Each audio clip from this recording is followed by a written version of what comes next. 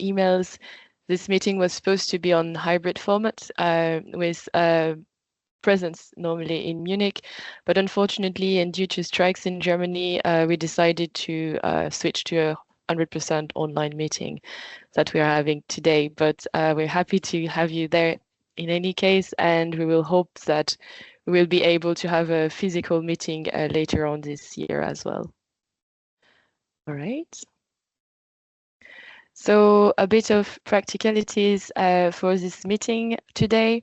So during the meeting, we encourage you to use the chat in Teams to address questions and to put the slide number on those questions so we can refer to it more easily if needed. After each topic, there will be a short Q&A section and we'll see if all question has been addressed. After the Core CG meeting, there will be a follow-up with minutes and final meeting documents will be shared with the Core CG distribution list. There would also be a Q&A forum on JAO with other questions. Is there anything you want to add, Steve, Ruud, Logan? Of course, a warm welcome also on our behalf. And yeah, we did the best that we could in terms of making the practical communication, playing short on the ball yesterday to revert the physical setup. So yeah, unfortunately, these things happen, and we will make sure to still have a physical meeting this year. It will be for October normally, and maybe we'll make a different location, going a bit more to the eastern side. I think that was also a request that was expressed last time. But we will have a chance to ultimately see each other around the table physically this year. We'll make sure that happens.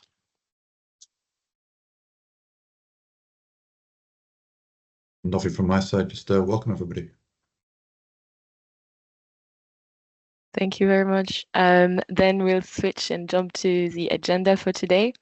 So as you can see on the screen, the first item will cover the Central Europe CCR with an overview of day-ahead capacity calculation methodology, and then the Swiss consideration, which would explain the Swiss consideration in the CEE context and the Swiss and EU agreement as well.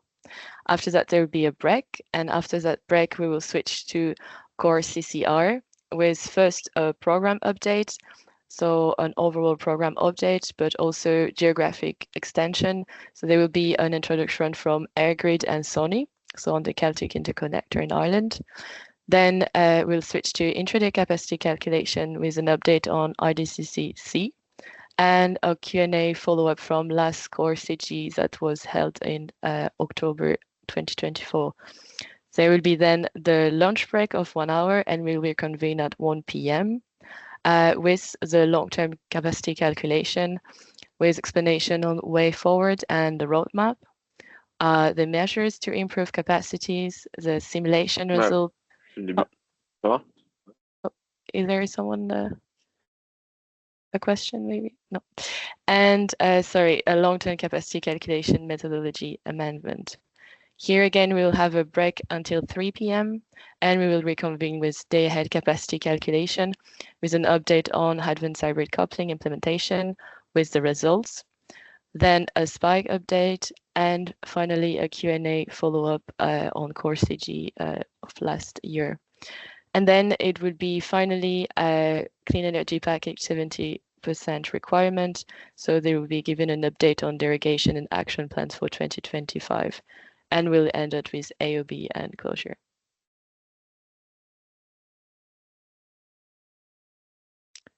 So I think I leave the floor to Lorcan, or? Yeah, that's great. Thanks very much. Yeah, so now we'll move on to the day-ahead CCM presented by Lucas. Ferdinando is actually ill, so I believe Sylvia from Turner will take his parts. Yeah, Lucas, over to you if you're ready. Yes, hello, good morning also from my side. My name is Lukas Wachter-Kollmann, and I'm together with my colleague Ferdinando, convener of the CE Day Ahead group. and I have the honor today to present the current status quo of the CE Day Ahead CCM. So a short background. Acer published a decision regarding the CCR determination 19th of March 24, which posed the start for us to work on the CE Day Ahead CCM, which we had to submit by January 25, which we successfully did. As you all know, this merging of the CCR's core and Italy North was to the new CCR Central Europe was initially or is initially only for the day-ahead capacity calculation process. However, a roadmap for the other timeframes and processes is currently in the working. Then last year we were pretty occupied by drafting the day-ahead CCM, and on the 17th October we started the public consultation on the ENTSO-E transparency platform, where you all were able to provide input to the draft version of the CE Day-Ahead CCM until the 18th of November, and we received a couple of responses, 7 to be specific, and then we tried to incorporate all the received feedback and submitted the methodology in January this year to the regulators. Now, as I said, the methodology was submitted to the regulators, and the approval process is now ongoing. Going a bit into the details of the outcomes of the public consultation, we received 7 responses from market parties, and the main responses were regarding the concrete approaches, or the 2 approaches we proposed in the CCM regarding the Swiss inclusion. Then there were specific requests regarding transparency and justification on the allocation constraints applied by PSE and Terna. And there was a request on the integration of the HVDC interconnectors, which is linked to the new HVDC cable PISA between Italy and France. And we have integrated the feedback that we received during the public consultation and submitted it to the regulators. Now the next steps, I think this is not correct anymore, but the next step is now for the NRAs to approve the methodology, and we expect a go live of the CE Day Ahead CCM 2027. If we could go to the next slide, then I think I will give the word to Silvia to tackle the allocation constraints topics. Okay, so good morning, everyone. I'm Silvia from Terna. I'm part of the project team concerning the development of the Day Ahead capacity calculation methodology for the Central Europe. For the Central Europe CCR. So I'm happy to describe which are the updates we included in the methodology submitted to NRAs after the public consultation for the topics concerning the allocation constraints usage and the HVDC usage in the remedial action as a remedial action in the process. So concerning the allocation constraints during the public consultation, we have been addressed with requests to improve the monitoring and the transparency on the usage of allocation constraints in the new region, especially concerning the 2 TSOs that actually expressed the intention to have this possibility, which are PSE, so the Polish TSO, and Terna, the Italian TSO.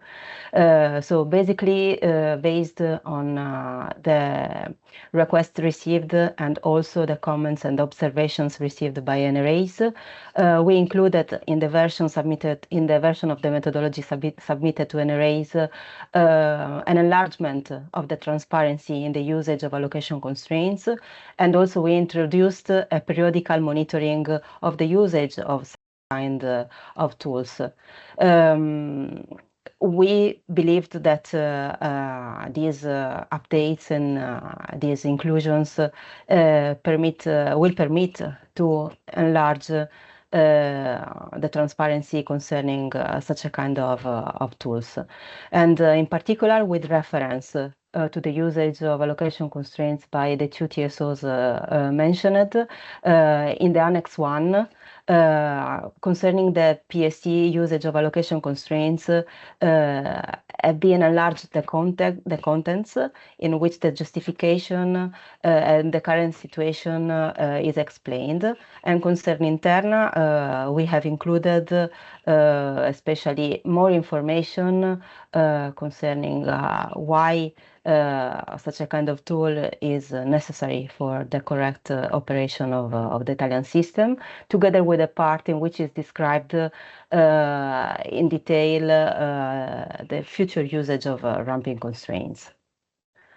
I don't know if someone would have some questions, or we can go to the next slide, which will describe the updates concerning the HVDC usage as a remedial action. So maybe, Maria, we can go ahead. Thank you very much. Also, we receive also, as I said already, some requests for additional clarification on the considering of HVDC PISA, which connects Italy and France as a non-costly remedial action in the MRAO process, so in the future flow-based calculation for the Central Europe region. So in the version of the methodology submitted to NRAs, basically we explained that it could allow the usage of HVDC set point range as a remedial action in the MRAO project. Basically, we kept such a kind of possibility as it is today in the Italy North, and based on the usage of HVDC as a remedial action in the Italy North, they had a capacity calculation process. In the region, we decided that it would be very helpful to continue to have the possibility, this possibility also in the Central Europe region.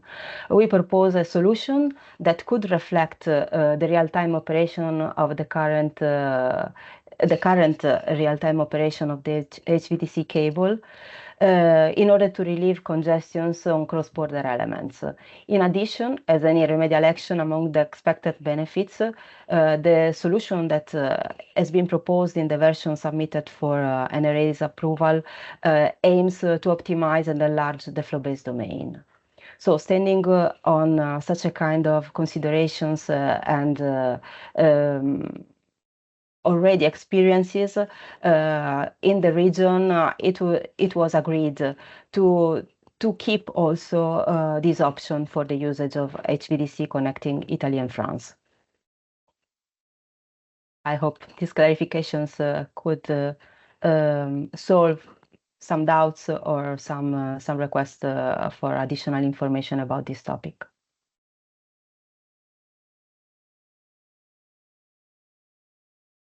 Maybe some questions from market participants or other people? I would propose to hold any questions until just until the end of this section, just in the interests of time, so then we don't run out of time for the presentations. So I will give the word Yes, please. Back to you. Thank you very much. Have a good day. So are there any questions there then on the balance of what Sylvia said? No.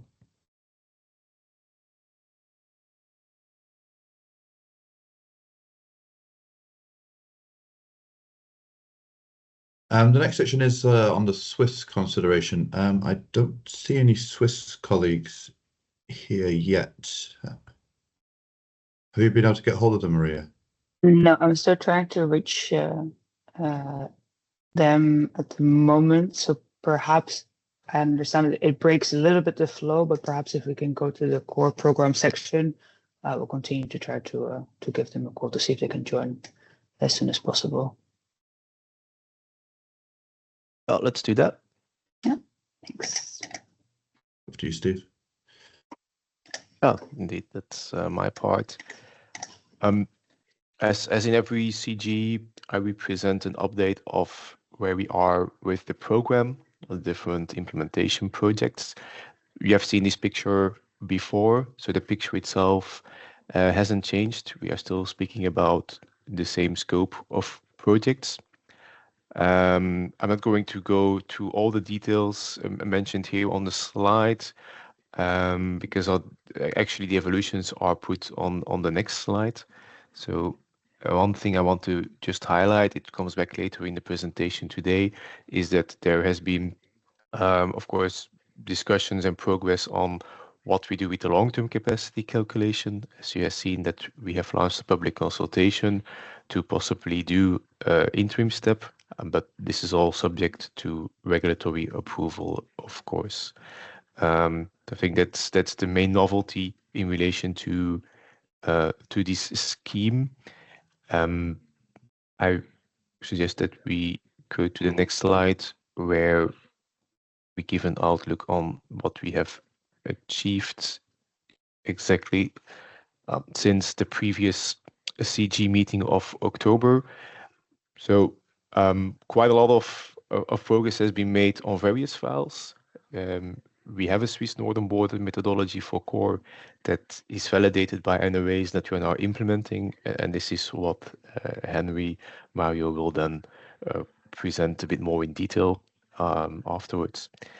We have IDCCC, a very important project where we reached the milestone of external Power 1. So this was launched back in December, and Bernard will present first results of the Power 1 later today.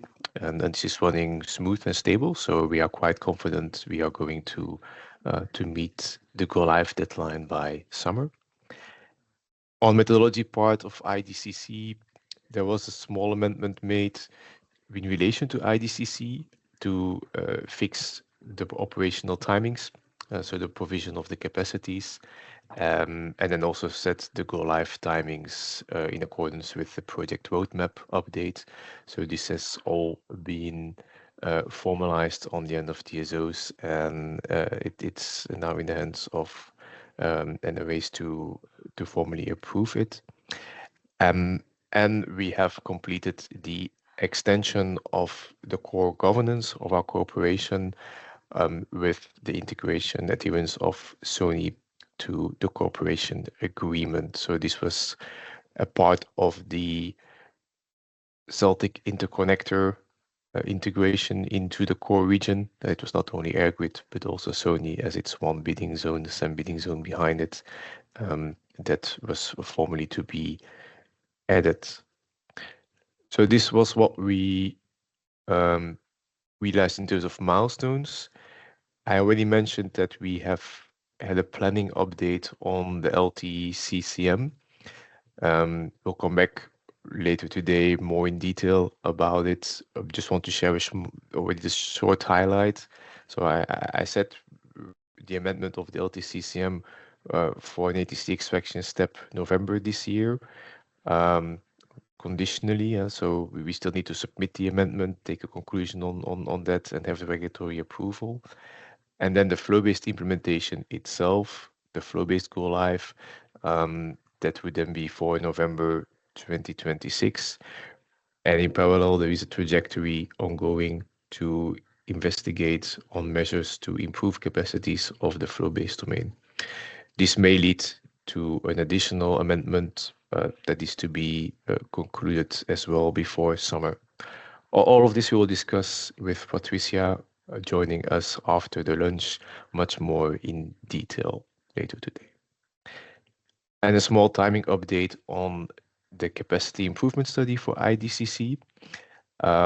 So we need a few more weeks to conclude on the investigations that are running. So the study itself will be ready by May instead of April. This is not impacting any further deadlines that are associated to the capacity improvement study, with which I mean that we have a formal obligation to look at the outcome of this study and then see which measures we will propose as part of an amendment to the IDCCM in October in order to have feasible measures to further increase the capacity. So that the deadline now remains. This is more that we had some time needed to finalize the ongoing studies, and itself it's not controversial. We have been aligning on this with NRS as well. Then major milestones, go lives that are planned for this year. I already mentioned IDCC in June. We also, it is still possible that events hybrid coupling goes live in the ahead. I say it is still possible because it's still a variety in planning in relation to the readiness on SDAC MCSC side. We will also come back to it later in the session today. So it's not certain that it will go live on SDAC side this year, but at least on TSO side, on core TSO side, we meet our deadlines and we continue to make the reports, do the spike analysis, and work towards our technical readiness.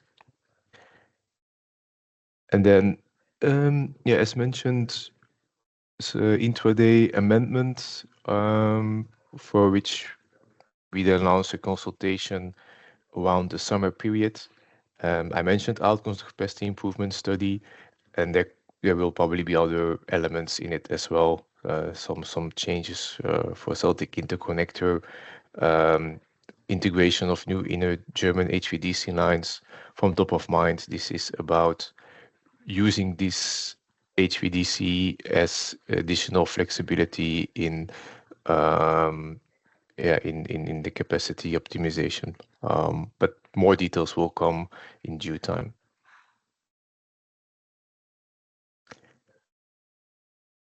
Then to continue, also on the day ahead side, we are preparing a fourth amendment to public consultation expected by by September. The list of scope topics, you see it here on the slide. It can be quite extensive, but I think it's mainly a series of smaller elements. You see here appearing again new inner HVDC German lines, static synchronous series compensators, remedial action. So this is all about increasing the scope of the remedial actions that are used throughout the capacity calculation process. And then we also need to take a conclusion on the extension or not of the Polish allocation constraint, because this has always a 2-year validity period. Then quite an important topic, it's also related to the LTCC part, the evaluation of what we do with LTA inclusion. Because we are looking into discontinuing the current practice of LTA inclusion, and this then is related to how the head capacity calculation and the IDCC, so the leftover calculation for 3 o'clock D-1 are calculated. And the trigger of this is coming from the LTCC file. Again, we'll come back to it later today. And then already said, the amendment of LTCCM to enable the ATC extraction go live November this year. So quite a lot of evolution around day ahead, intraday and long term, to put it like that in a nutshell.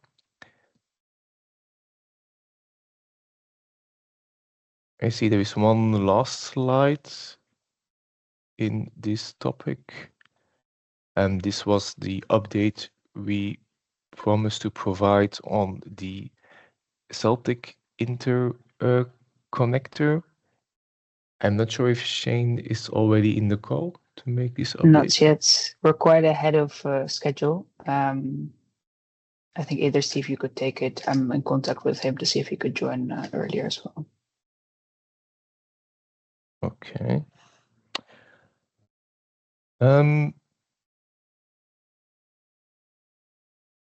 Yeah, so small context wrap-up.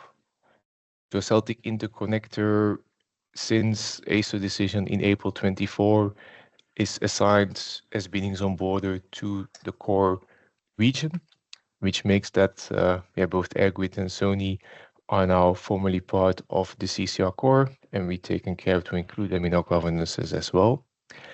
In terms of planning of this interconnector, the commercial operations are expected to begin end of 26, beginning of 27, and we need to amend the different methodologies in order to enable these go live. So they had an intraday CCM, that's why it's coming back already in the amendments this year.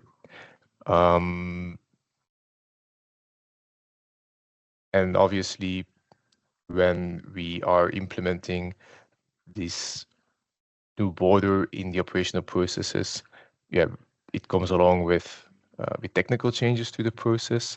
It also impacts the way how capacities are calculated and used. And to accommodate this change, then we will have a parallel run part as well.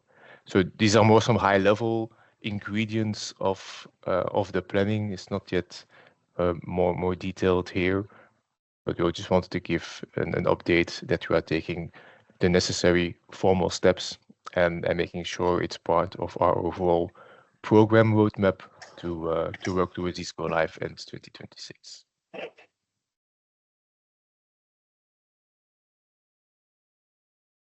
Are there any questions related to the core program update?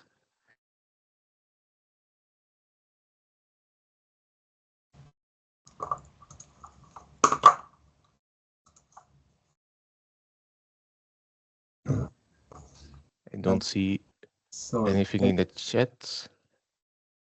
We have one hand raised from Davor.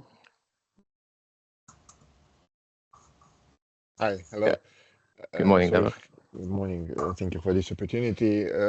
Just generally, when you make this overall, many thanks for this very valuable information and the whole picture. Just purely speaking, when you would or should make, let's say, 5 top lists of CNECs, which should you put in core region?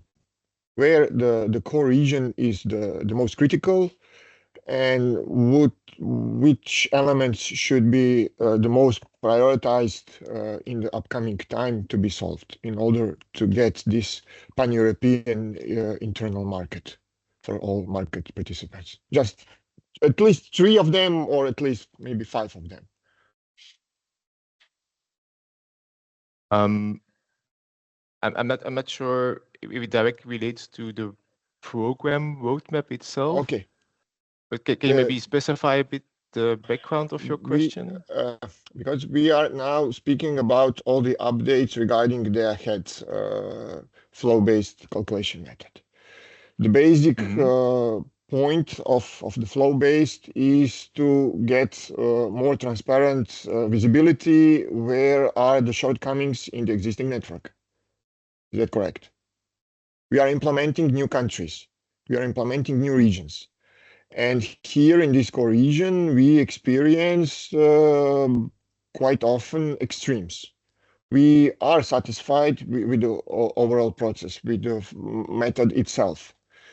But with the new summer coming here, especially in Southeastern Europe, we are a bit afraid that we might experience another summer with the full of the extremes between the differences between the Western Europe and Southeastern Europe. And maybe there are other congestions as well there, maybe between France and Germany and other parts of the core region. But you are much better experts and have much more knowledge regarding the insiding information regarding the network itself. Just purely speaking, when somebody who is amateur asks you, what do you think are the key critical elements in the core region? What should you or we say? Just 3 critical, the most critical elements. in the core region? Thank you. I don't have a direct view on that, but I take your question rather as you see the impacts of flow-based market coupling, which is indeed allocating based on what are the constraints in the network, and it's creating transparency around it. We publish all this information, obviously, also on a daily basis. And you're right, depending on the weather situation and the market dynamics, the congestions may appear in different places. I'm aware about the past summer situation where between the western and the eastern part of core, there was heavy, large flows, and then of course all the capacity in the grid is used over there. So that I can relate. I'm aware of this observation. Another observation with a high nuclear availability in France, so high export conditions. And then also there you will see in the results that we publish that then we reach limits of the cross-border exchanges.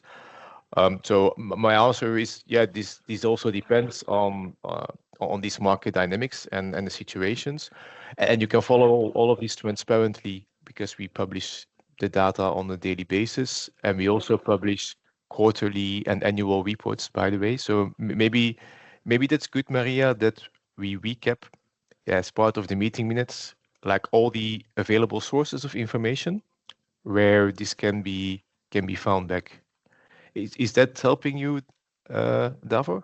Yes, thank you. But maybe follow-up question should be, would it be reasonable and efficient to connect more tighter in ENTSO-E system operations working group with this core CCR group and 10 years network development plan group together with the adequacy group?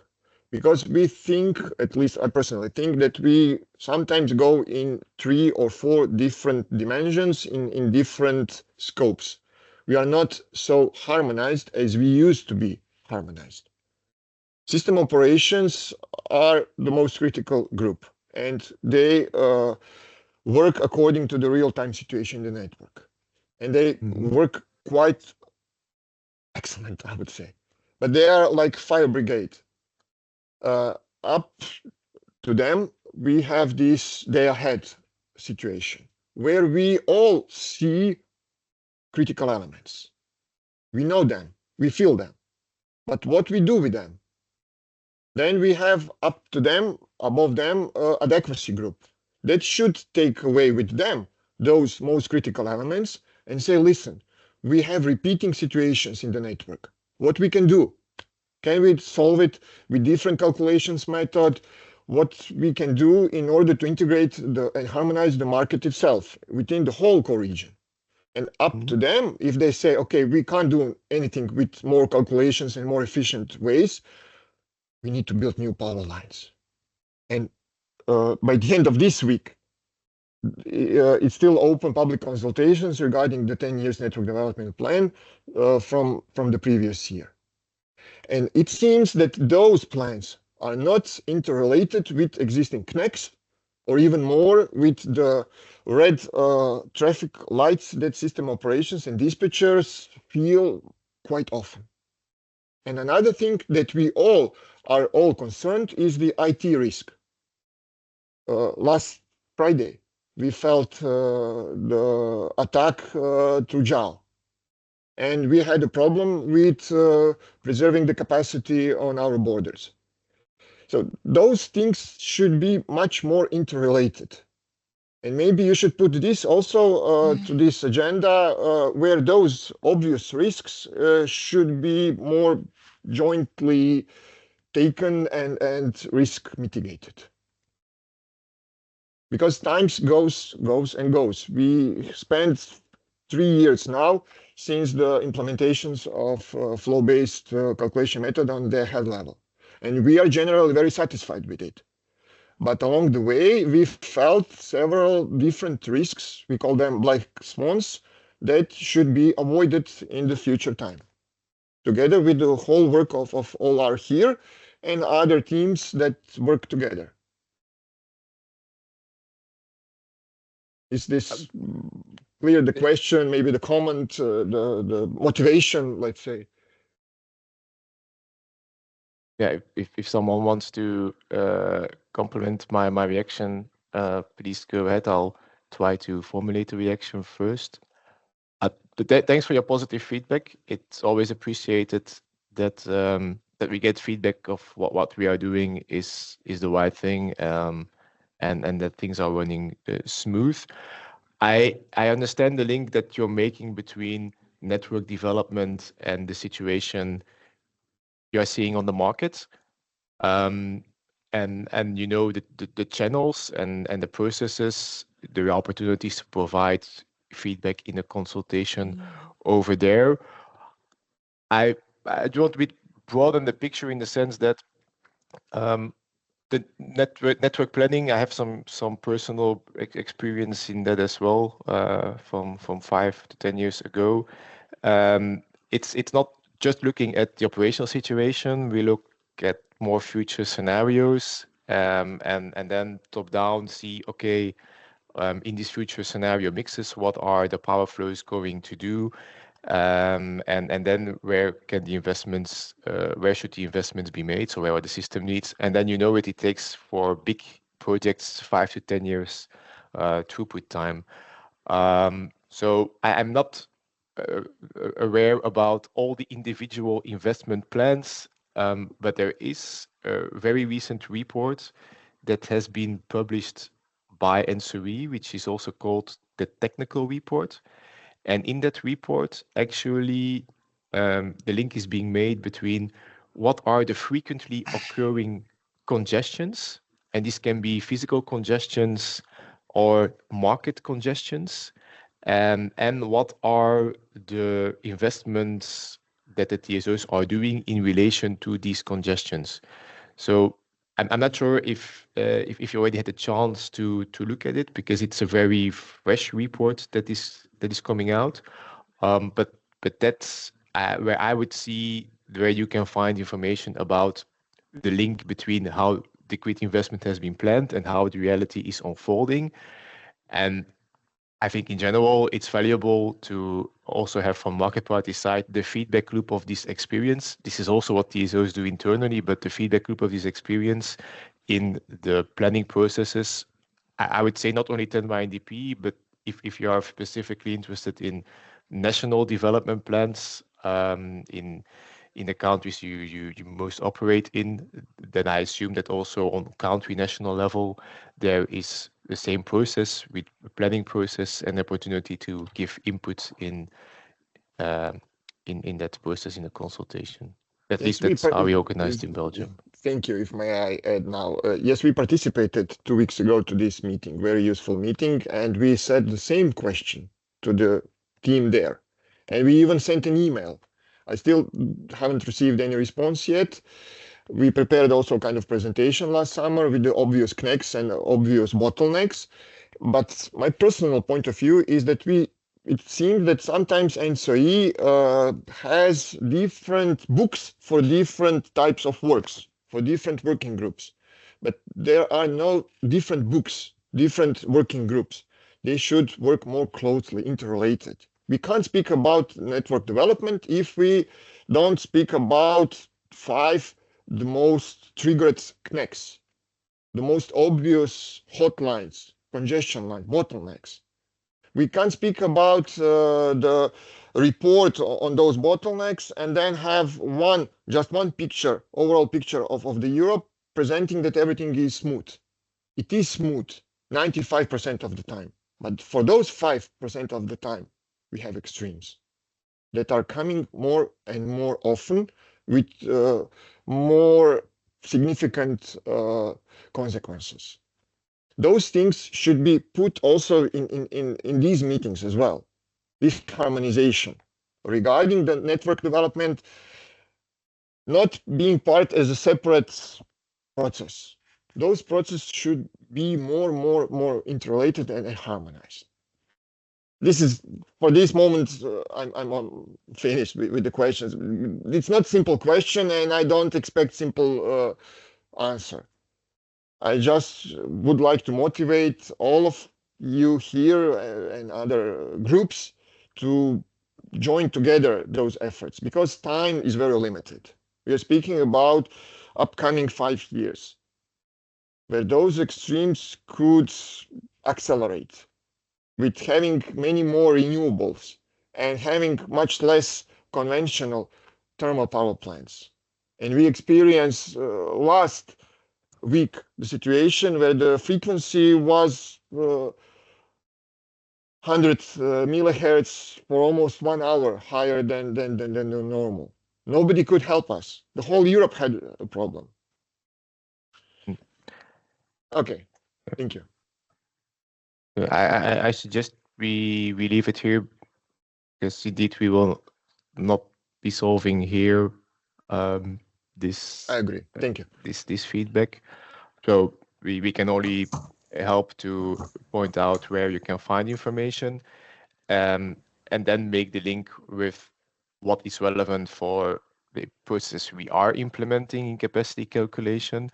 That is for me with respect to the rules that have been set out in regulation to make sure that we provide sufficient capacity of the grid for cross-zonal exchanges. So for me, this is linking back to the 70% topic, for which the NRAs will also give a short update at the end of this presentation. So I understand that you wanted to make your point, but you also understand that here we cannot move further than what we are doing. All right. I see another hand raised by Eric Lefebvre. Yes, I hope you can hear me. Yes, do you hear me? Yes. Okay. I wanted to come back on the allocation constraint you were mentioning for Italy, that so on PSE and Italy. So you just were saying that for PSE, it's every 2 years you need to renew approval around the allocation constraint. Is it the same case for Italy? And then you say there will be extra information regarding ramping constraint plus some other extra information. I don't know which one, if you can elaborate on that. And finally, so we've got this Italian allocation constraint with some rules. What about the other countries? If you applied exactly the Italian methodology, what would you have the same conclusion that some countries, so for example, we know that for France there are some potential very big position changes around zero prices, and RT has been making communication around this. So my point is, over the years, we can expect to have more and more massive position changes from 1 hour to the next with the increase of renewable. Would that trigger a spread of allocation constraints across more countries, especially in CWE?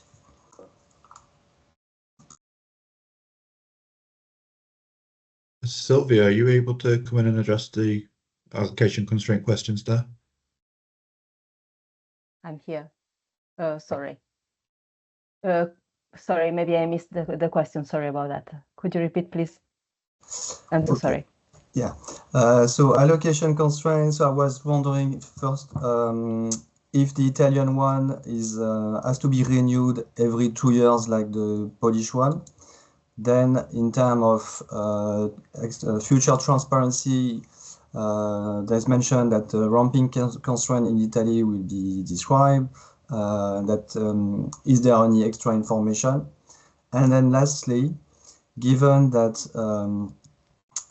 the position changes triggered by renewable can be really massive in CWE, and we expect that this is going to be an ever-growing issues. Is it something that could spread to other countries, and especially if every TSO were to apply the published methodology from Terna, would that lead to allocation constraints? Or is Terna applying completely different rules from everybody else? So going by the order, so yes, indeed, the methodology has to be applied by all Central Europe TSOs at the same level. So no distinctions between Terna and the other TSOs included in the region. Every 2 years, as mentioned in the methodology, Terna together with PSE and together with eventually other TSOs that would like to use the allocation constraints has to report the usage of allocation constraints and to renew the reasons and the justifications why the continuing to use the allocation constraints is required for the good operational of the Italian system. Concerning the ramping constraints, actually the aim was to open the methodology to permit the usage of ramping constraints. Unfortunately, on the current operation, the ramping constraints have not yet started. It is due to some functionalities postponed directly in the SDAC. So we aimed to start the usage of ramping constraints by January 2025. It was 2025, yes, it's correct. It was planned like this. Today, the beginning of the usage of ramping constraints has been postponed to June. That's because the introduction of the 15 minutes in the process. Actually, I don't know if there could be other postponement concerning the usage of ramping constraints, but ramping constraints are one of the typologies listed under the Article 7, which collects all the typologies of allocation constraints that could be used by the TSOs of the Central Europe region. So the treatment of ramping constraints is the same of the other constraints mentioned in the same article. Maybe I missed the main question of the third comment received by you. So it's concerning the renewable, I mean, the reporting. If you could just rephrase the last question. So please. Basically, I understand that some countries, I mean, from pure system operation, can have allocation constraint. Historically, we had, for example, I remember Netherlands was preventing some import because basically they still wanted to have some. Well, they had some must run. So, in order to have some must run, they could not import beyond a certain limit, and many countries in Europe are currently struggling, and we can expect that they're going to struggle ever more with non-dispatchable generation. So what I still don't understand at the moment is why there seems to be strict allocation constraint in Italy, while Italy has some hydro, I mean, has some flexibility in the system, while some other countries on CWE are far less flexible. And if we apply strictly the same calculation that is applied to Italy to other countries, would that lead to allocation constraint? Put it in another way, you can view Italy as an electric island. Spain is also an electric island. but Spain doesn't have allocation constraint and Italy does have. So my point is Italy the future of the European market in terms of allocation constraint or not? Just from a pure methodological perspective, because at the moment, it's not clear for market participants to understand what is leading, because we can see, okay, as a calculation which is based on kind of residual demand, I mean the pure non-flex part, but should that calculation be made on every single European country? Would that lead to allocation constraint on each country or not? Oh, so it's a very huge question. So basically, I can answer from Terna side. Personally, I don't know so in a very good manner the CWE aspects or the Spain situation or other European country situation. What can I say is just actually Terna applies and needs to use the allocation constraints to keep the safe operation of the system. Basically, it is deemed to the geographical configuration of the transmission system. We are a peninsula, we are not an island.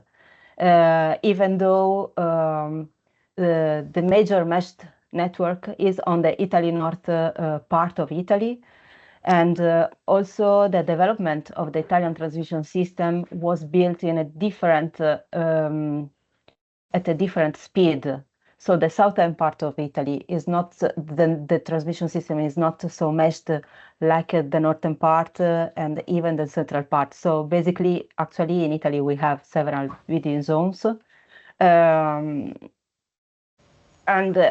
they act as a sort of separation and limitations.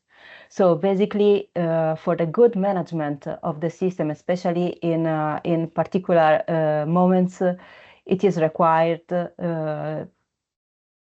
to add such a kind of constraints just to continuing for guaranteeing the good operation of the system. I believe that maybe for the Iberian Peninsula, it could work at the same way, but personally, I don't know. So maybe you should address this question directly to the TSOs involved in that region. Okay, just if I may follow up, because I know indeed between the zone in Italy, there are some the limit are effectively a function of the operation and the operation point. So it's not like a pure RAM calculation, if I say. So from what you're describing, that would be more southern Italian grid operational question rather than a global position limit on Italy. And you've got, like you said, you've got internal limits that you fine-tune every day. So isn't the global allocation doubling with the internal limit question? So you could have we run the peninsula as a peninsula, by the way. We are connected to Europe by the northern border, basically. So we have our main interconnections on the northern border. And as currently our system works, we are one of the major importer in Europe. So basically, of course, the impact of the whole grid must be bare on the borders which are connected to the rest of the European network. Nevertheless, we are approaching a capacity calculation process which could minimize such a kind of impact and could offer the major capacity to the market. We are approaching the flow-based calculation, which all of us, I think, hope that could enlarge the capacity that are going to be given to the market compared to the NTC approach.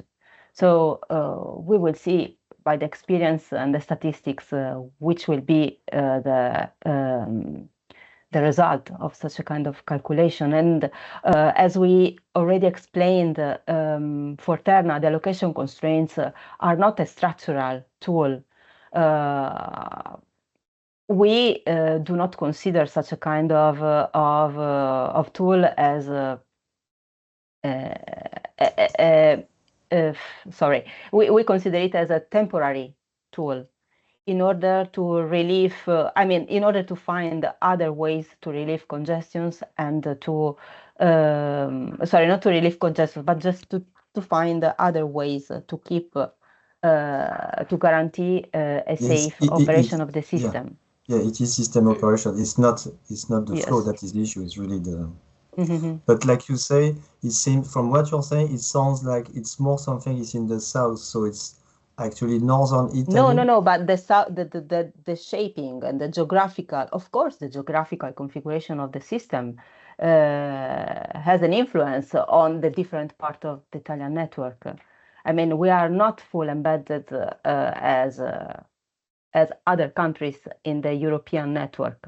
So the oscillations and other variations have different effects than if we would be fully meshed in the European network.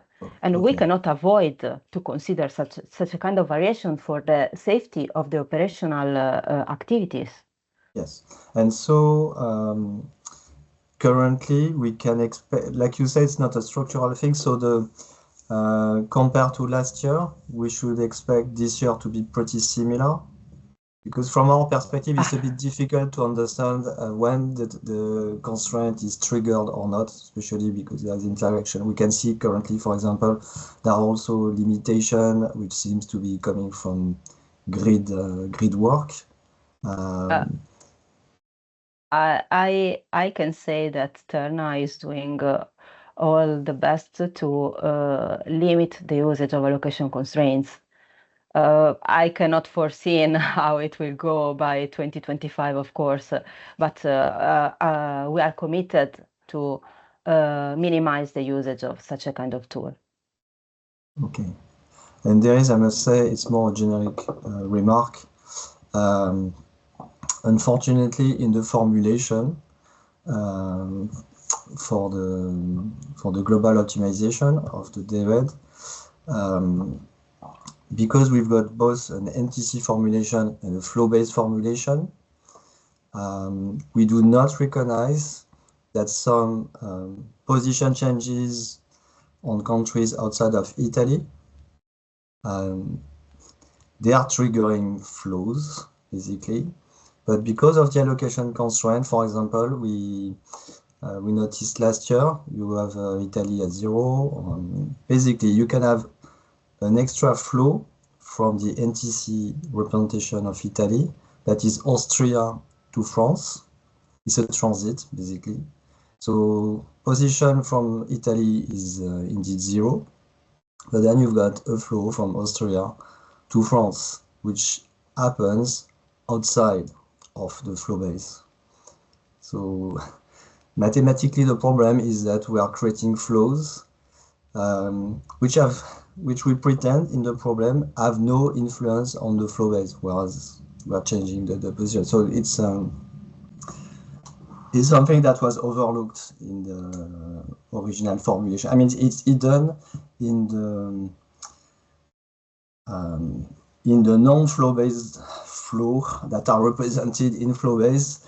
And yeah, so it's something from the methodology that should be revised, I think. We should not, when we're representing the grid, we should represent the net position of all the countries and not say that there are positions that happen outside of flow base. And yeah, well, that's my general remark. Not sure if everybody understands, but if you want to contact me, I can develop a bit more.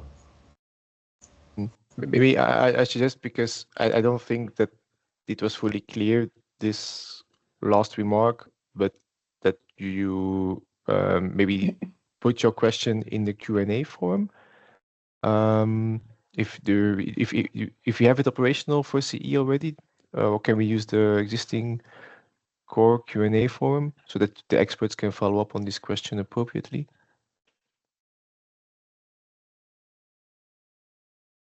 Yeah, we can use the core Or- Q&A form. Yeah.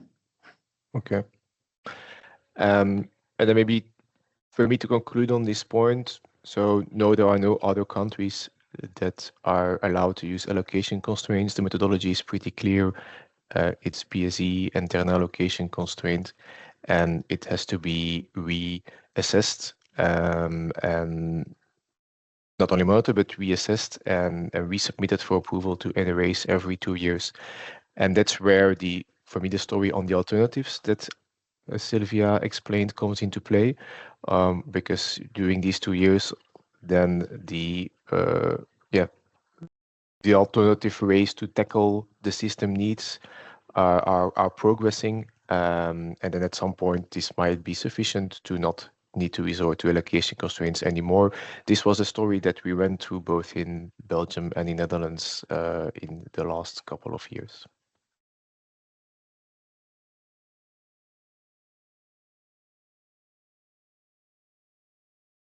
Thank you very much, Steve. The Q&A forum has been posted in the chat, so anybody want to submit anything via that as well. Eric, you still have your hand raised. Do you have anything else you want to add? No? Okay, great. So going to our original agenda, we would have had the Swiss discussion, but we're still waiting for our Swiss colleagues to join. So on that note, I think now we're going to move on to the IDCC, if that's okay. I'm here. I could present the Swiss topic if Fantastic. Yeah, I can present the Swiss topic on behalf of Julius. Unfortunately, he cannot join, but I'll be happy to introduce the topic. So we would like to use the opportunity to navigate you through, so essentially to give a status update, but also navigate you through the different projects of enhanced coordination, considering the Swiss borders on day-ahead capacity calculation. So we'll give you a little bit of context where we start off with the current situation, and also the drivers and the motivation on why we're pursuing those different implementation projects. We give you a glimpse of the first imminent project, which is the core Swiss consideration, and later on the natural evolution towards the CE/CCR, how the methodology would look like, and finally an outlook of what could mean in terms of the integration of Switzerland in case successful negotiation between the Swiss government and the European Union is concluded and implemented. On this first slide, you have there the summary, the bullet points on those different stages. However, on the next slides, I'll be able to touch upon them more concretely. So I suggest we just hop into the next slide. So starting where we start off. So and as said, the motivation for the work we have been doing. So for Switzerland, there's actually two relevant CCRs. One is the Italy North, where since many years Switzerland is fully included. So on day-ahead time frame, but not only on day-ahead time frame, but also on intraday time frame. So there's coordinated capacity calculation NTC-wise on the Swiss-Italian border, and this is completely different behavior and situation of what happens on all our remaining borders on the north. So on the borders with France, Germany, and Austria. whereas in this on these borders, there is no overall coordination with core, with the neighboring CCR, which in this case would be core. So currently, core flow base is being executed since 2 years ago. So for they use some assumption of what the exchanges might be on our borders based on the net position forecast. So they use the best assumption on the exchanges so that this can be taken into account when calculating the capacities. Whereas on the Swiss borders, we are bilaterally we have a bilateral schema of determining the capacity. So each TSO is looking at their grid, evaluating what shall be the capacity given, and then the most conservative one is given. So there's a lack of coordination between these capacities and the core capacities, which in case the assumptions used for the calculation are not coinciding, or there's a big gap towards the market outcome of the market results, this may lead to the need for implementing preventive measures for coping with grid security. So in order to cover this gap, that's also why core TSOs and Swissgrid have been jointly working on a technical solution for increasing the coordination and the grid security, and for in this case for integrating or considering our borders in the day-ahead capacity calculation in core. So after several years of work, we finally submitted the methodology, and this has also been approved by the regulators, validated by the regulators in November 2024, and we're currently in the process of implementing it. On the next slide, a few principles or a summary of the principles of how this technical solution looks like. So in essence, we on the target solution, we should have this increased layer of coordination. During the discussions among core TSOs and Swissgrid, and during the design of the methodology, and it was decided to introduce this layer of coordination via the validation. So Swissgrid is not taking part in the calculation of the flow-based domain, or at least the intermediate flow-based domain. So no Swiss data is considered. This was also we decided to pursue this way, not to interfere with the implementation of the successful implementation of core flow-based market coupling. So we all agree that this would be the most pragmatic and easy way not to interfere with the ongoing parallel implementation of flow-based market coupling. So in essence, the integration is happening only during the validation. I'll come to that. But in order to enable this integration, it was necessary to substitute and replace this uncoordinated way of calculating capacities on the Swiss northern borders with a methodology that would be compliant with European Union law, so that both capacities are calculated compliant with the same set of rules and regulations, so that they can then later on during the validation be checked together for security. So these, stemming from this prerequisite, we will have a coordinated ENTSO-E calculation on our Swiss northern borders, following a very similar approach to what is currently done in Italy North. And as a result, ENTSO-Es will be available that can then later on be checked for feasibility and for grid security in conjunction with the core data.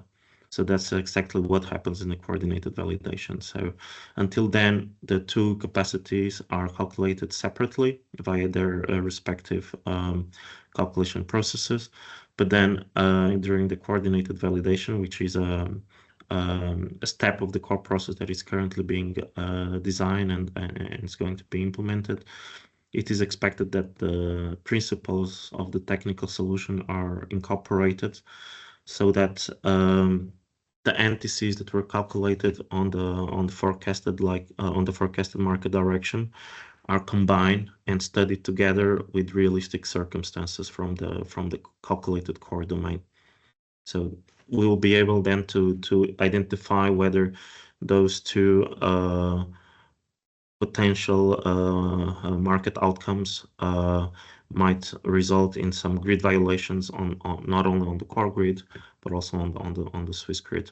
So of course here all TSOs will abide by the rules of applying and considering non-costly and costly remedial actions to solve the violations. So the reduction of capacity is only the last resort in case the grid cannot be fully secured with the existing measures. And the main principle here is that now we reach a point in which we identify that capacity reductions are necessary, and the technical principles that we designed instrument or guide how these reductions shall be steered. So if it comes on the expense of the core flow-based domain or on the expense of the NTC, so that NTCs will be reduced. So there's the instrument to prioritize, let's say, the forecasted market demand, and this will guide the necessary reductions. So this is the layer of integration and coordination that was designed and is expected for core, which shall achieve a better coordination of the calculated capacities. This solution will be in place as soon as it's implemented. It will be running until we naturally evolve for the implementation of the Central Europe. On Central Europe, the point we start off is a little bit different, because then now here we're starting something from the beginning as a whole community. So we didn't have the situation that we had with core, where core was quite ahead already in their implementation. So here we decided to go for the most possible full implementation, in the sense that Swiss grid data, so critical network elements and remedial actions and GLSK is considering from the very beginning. So when creating the flow-based domain, so the solution space for the capacities, all the Swiss information is considered, so that there is no special treatment or distinction needed during the calculation. So from the calculation point up to the validation, including the validation, there is no distinction at all between Switzerland and the other hubs. However, unless the market design change, and we'll come to that with the market coupling, the existing situation is that for the Swiss borders, due to the absence of the access of Switzerland to the single day-ahead energy market, we will still have explicit allocations on our border. So we have explicit allocation of capacities based on NTC. Therefore, as an outcome of the whole calculation process, we'll still require NTC so that they can be supplied to the market allocation.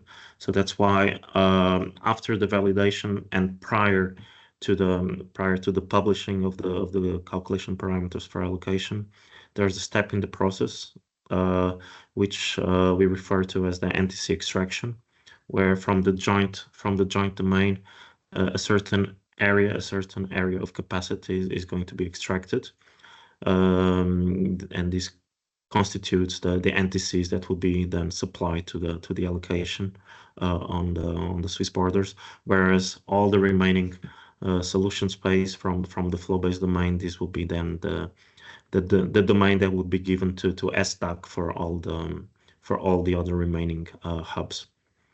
So in essence, in Central Europe, all the borders of core and Italy North will all the existing capacity calculation process will be replaced with the Central Europe, whereas for the Swiss borders, we'll still need to have this workaround so that we can extract NTCs to supply the existing market design. last but not least, so a kind of outlook of what at least the first round of successful negotiations between the European Commission and the Swiss government, what impact this could have in the storyline that I've just mentioned. So, as probably you're all aware, December last year, there's this first round of successful negotiations where both governments, so Swiss government and European Commission, have laid out a package of agreements. They've agreed on the foundation of the package of agreements, where electricity agreement is just one of them. So there's a whole comprehensive package of agreements, but at least this now starts or sets in motion, let's say, the actions on both sides, especially on the Swiss side, in terms of scrutiny and deliberations on the different portfolio of agreements. So it's likely that also a national referendum will be put in place to accept or not accept the agreements. So it's still a very lengthy process. Therefore, we don't expect any materialization or speedy developments in the next two to 3 years. However, after this process, and if it's successful in the end, what this would mean. So if this electricity agreement is then implemented and concluded, Switzerland would gain equal status as any other EU member states with regards to the access to the internal European electricity market. So the workaround that we explained before for Central Europe about having to extract NTCs, this would no longer be required, as Switzerland will also be a hub in ESTAC, and everything would be then streamlined into ESTAC. So we expect that once this is concluded, that this will affect the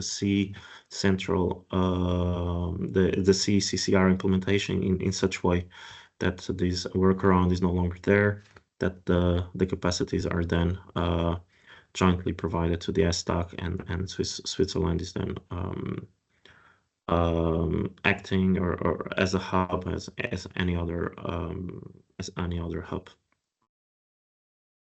Yeah, and that's pretty much all the information we can give right now regarding these agreements and the information. But I hope this already provides a good outlook that hopefully, if this goes through, that at some point in time during Central Europe, that there might be this migration of Switzerland to ESTAC and streamlining the whole calculation process. Thank you very much, Mario. Does anybody have any questions about these slides?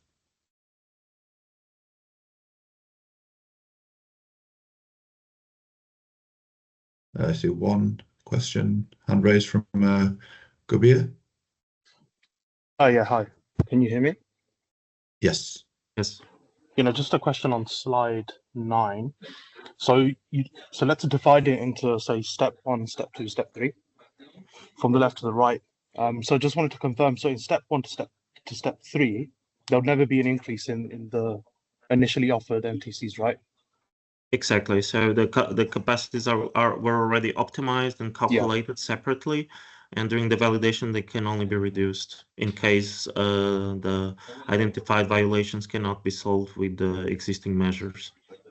Okay, yeah, makes sense. Yeah. No, that's all. Yeah.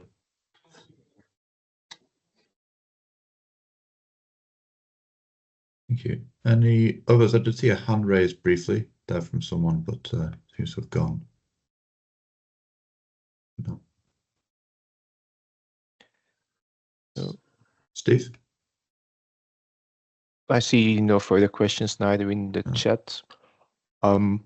This was an outstanding action point request from your side for us to bring you this information. So we take it that with this we at this stage have sufficiently informed you, and that of course further more practical results will follow in the course of the implementation. So thanks, Mario, for this clear explanation. And as there are no further questions, I think we can indeed move on in the agenda, which is probably going to be a break now. Yes, I think so. Yes. Yeah. This is slightly early, but a 20-minute break. Maria? Yeah, that works. When we return at 10:45. Yeah. And we can go to Bernard. Thank you. Right.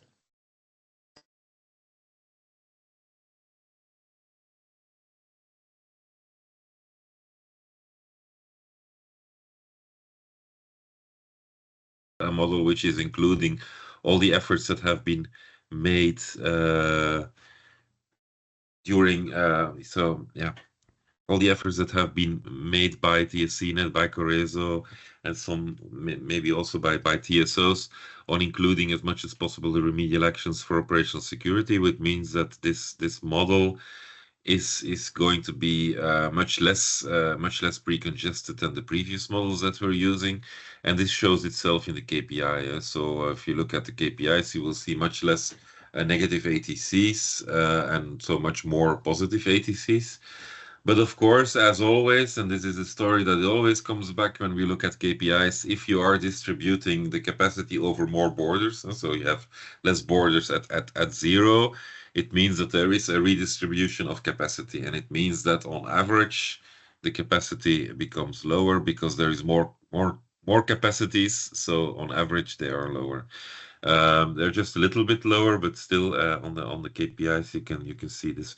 There's a different story for different borders, but you can see a general statement is that for almost all borders we see a reduction of negative ATC. So this is a trend that we've now been observing for the past 3 months, and so we don't really see any change in this trend. So it seems to be very stable. This view of decrease of the amount of negativities. Maybe we can go to the next slides to see them. Actually, yeah, these are the formulas. So yeah, failed days. So yeah, there is and indeed I said one day is missing because so there was one day that was a failure, and there is another day that we filtered out because of results which were not available for some reason. I don't know, problem with the computer. But so that means we're missing 2 days of 2025 out of 60. So next slide. Yeah, so yeah, parameters, they're still unchanged. So you might know that we have a study ongoing on request of Acer and the NRAs to check whether we can further improve the process. So these parameters could still change a bit in the future, but not for now. So for that we will not do that before we have another change of the methodology. So we're using still the 5% FRM and the 3% PTDF threshold. So same parameters in IDCCC as IDCCB. Next slide. I think we have results. Yeah, here you see it. So looks quite negative, but negative is improvement in terms of percentage of negative ATCs. Now, I always have to say that this is an absolute percentage. So that means that if you see minus 17%, if you see minus 17% there in the middle of the graph, that I think it's for France, Germany, I take just a random example. That means that I don't know exactly the numbers. That means that it could have been 30 before and 13 afterwards. So it's an absolute reduction, not a relative reduction. So it's yeah, you understand what I mean. So it could be that it was 17% before and now it's 0%. So that would be minus 17%. So it's the absolute reduction in frequency that you see here. The same goes for the bidding zone isolation. It's also an absolute frequency reduction. So the minus 7% in the Netherlands, it's coming from somewhere above 10%, and so it dropped down way below 10%. The probability of having bidding zone isolation events. It has not completely disappeared, but it is much less than with the IDCCB. So in general, we see indeed that having the IDCCC as soon as possible is going to really improve quite a lot the capacities that we can deliver to the intraday process, and this for all the hours from 6 o'clock in the morning until midnight. So it's for 18 hours of the day, which makes it really valuable to do this as soon as possible. At least that is our opinion at the moment. In the next slide, you have some slides on the average values. So you see indeed on the average values are decreasing. Sometimes quite a lot. It's because the average values before were quite high already, and then afterwards they are a bit lower. In the next slide, you see it more in a relative view how this has changed. So you can judge for yourself. So you see the IDCCB values versus the IDCCC values on average. And then on the next slide, we have already the question, so that's too soon. So this is a situation where we are with IDCCC, and so I think we are almost ready to go live. That's mainly the conclusion. And then in the next step, of course, as soon as this is completely done, we are already working on IDCCD. So this is the capacity that's going to be delivered to the IDA, to the third allocation, the third IDA. This one is going to be ready beginning of next year, 2026, and then we are going to finish up the work by also doing IDCC-E, which is delivering capacities for the last hours of the day, which is then going to be ready around September of next year.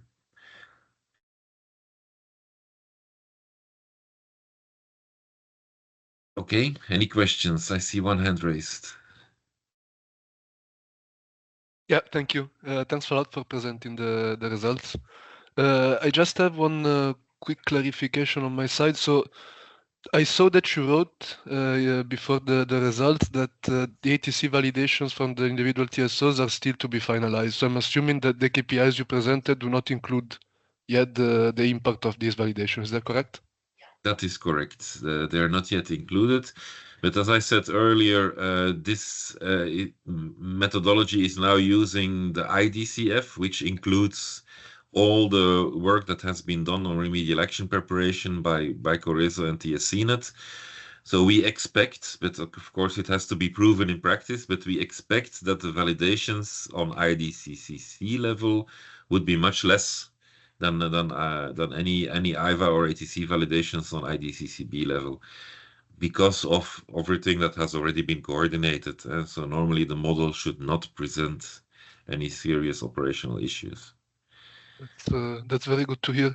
And do you think it would be possible to have some sort of results on the ATC validations in the parallel run before they go live? Yes, certainly. It is being prepared. I don't know exactly when it's going to be live because it's, of course, work from every individual TSO. And so we are depending on all the individual implementation plans. But as soon as we have something, we will let you know, and then we can start publishing concrete data on that on when we actually have any additional IVA validations, when we actually have any ATC validations in the IDCCC process. Yes, of course. You can write it down as an action item that we keep the MPs informed on when different ITC validations and IVA validations go live in these results. Thank you.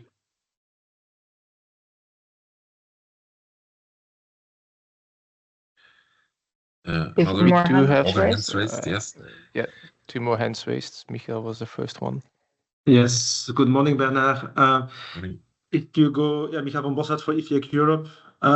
If you go back one slide, Bernard, I wanted to have a bit more explanation why you have so many negative values and only, well, one big positive impact and some slight ones. So I don't understand this one. Could you please explain again?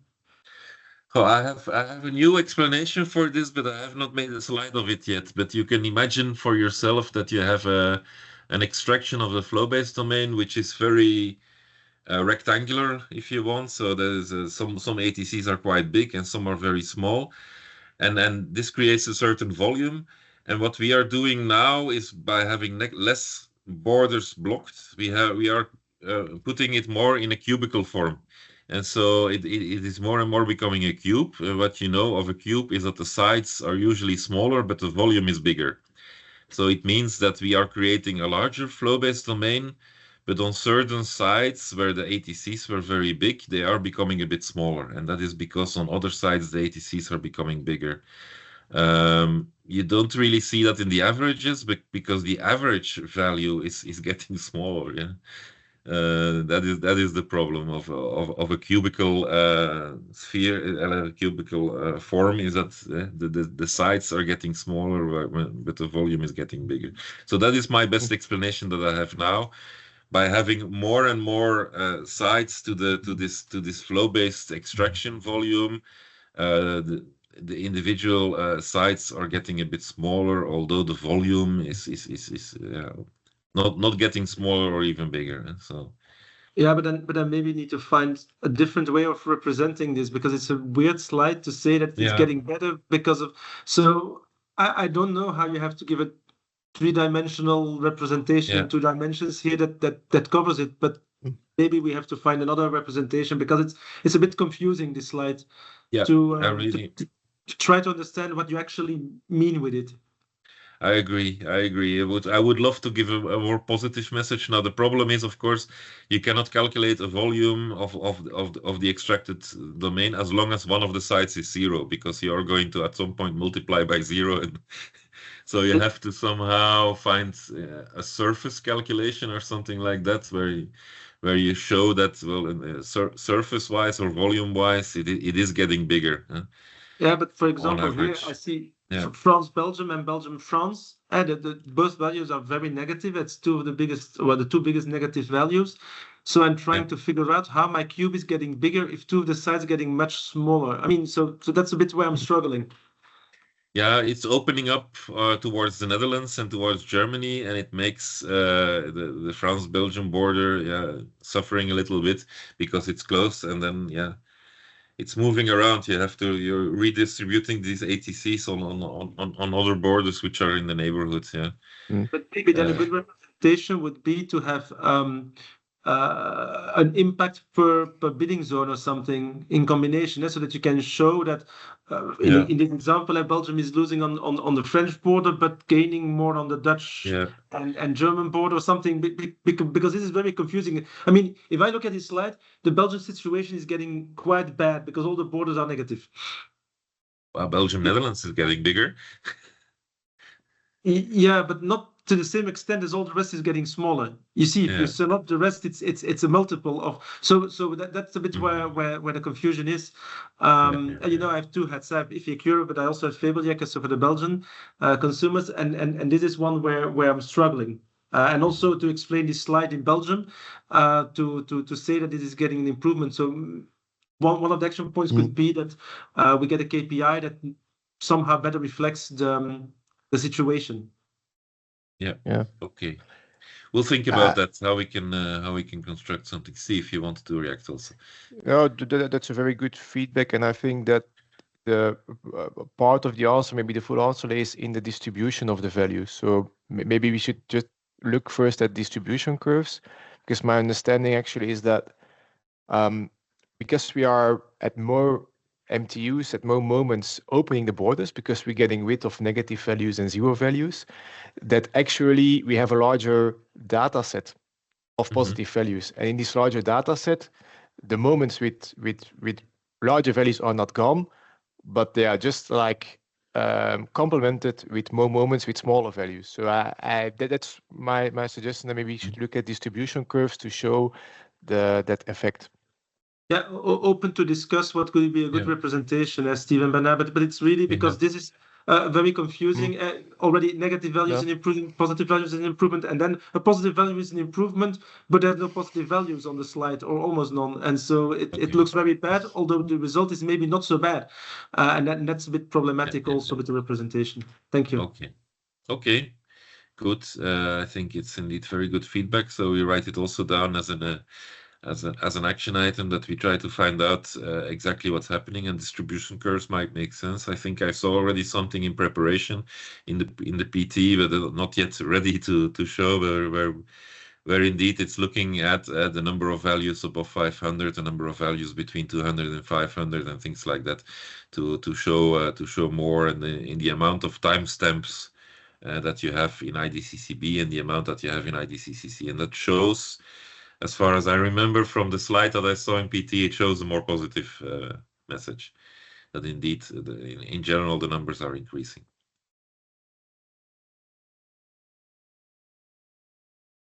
Okay. We have one more hand raised and then a few questions in the chat as well. Dear Bernard, I like your comparison with let's say the volume of the whole flow-based domain. But on the other hand, we are not speaking about the air nor the waves. We are speaking about the electricity and flows, and we need to use edges, the lines.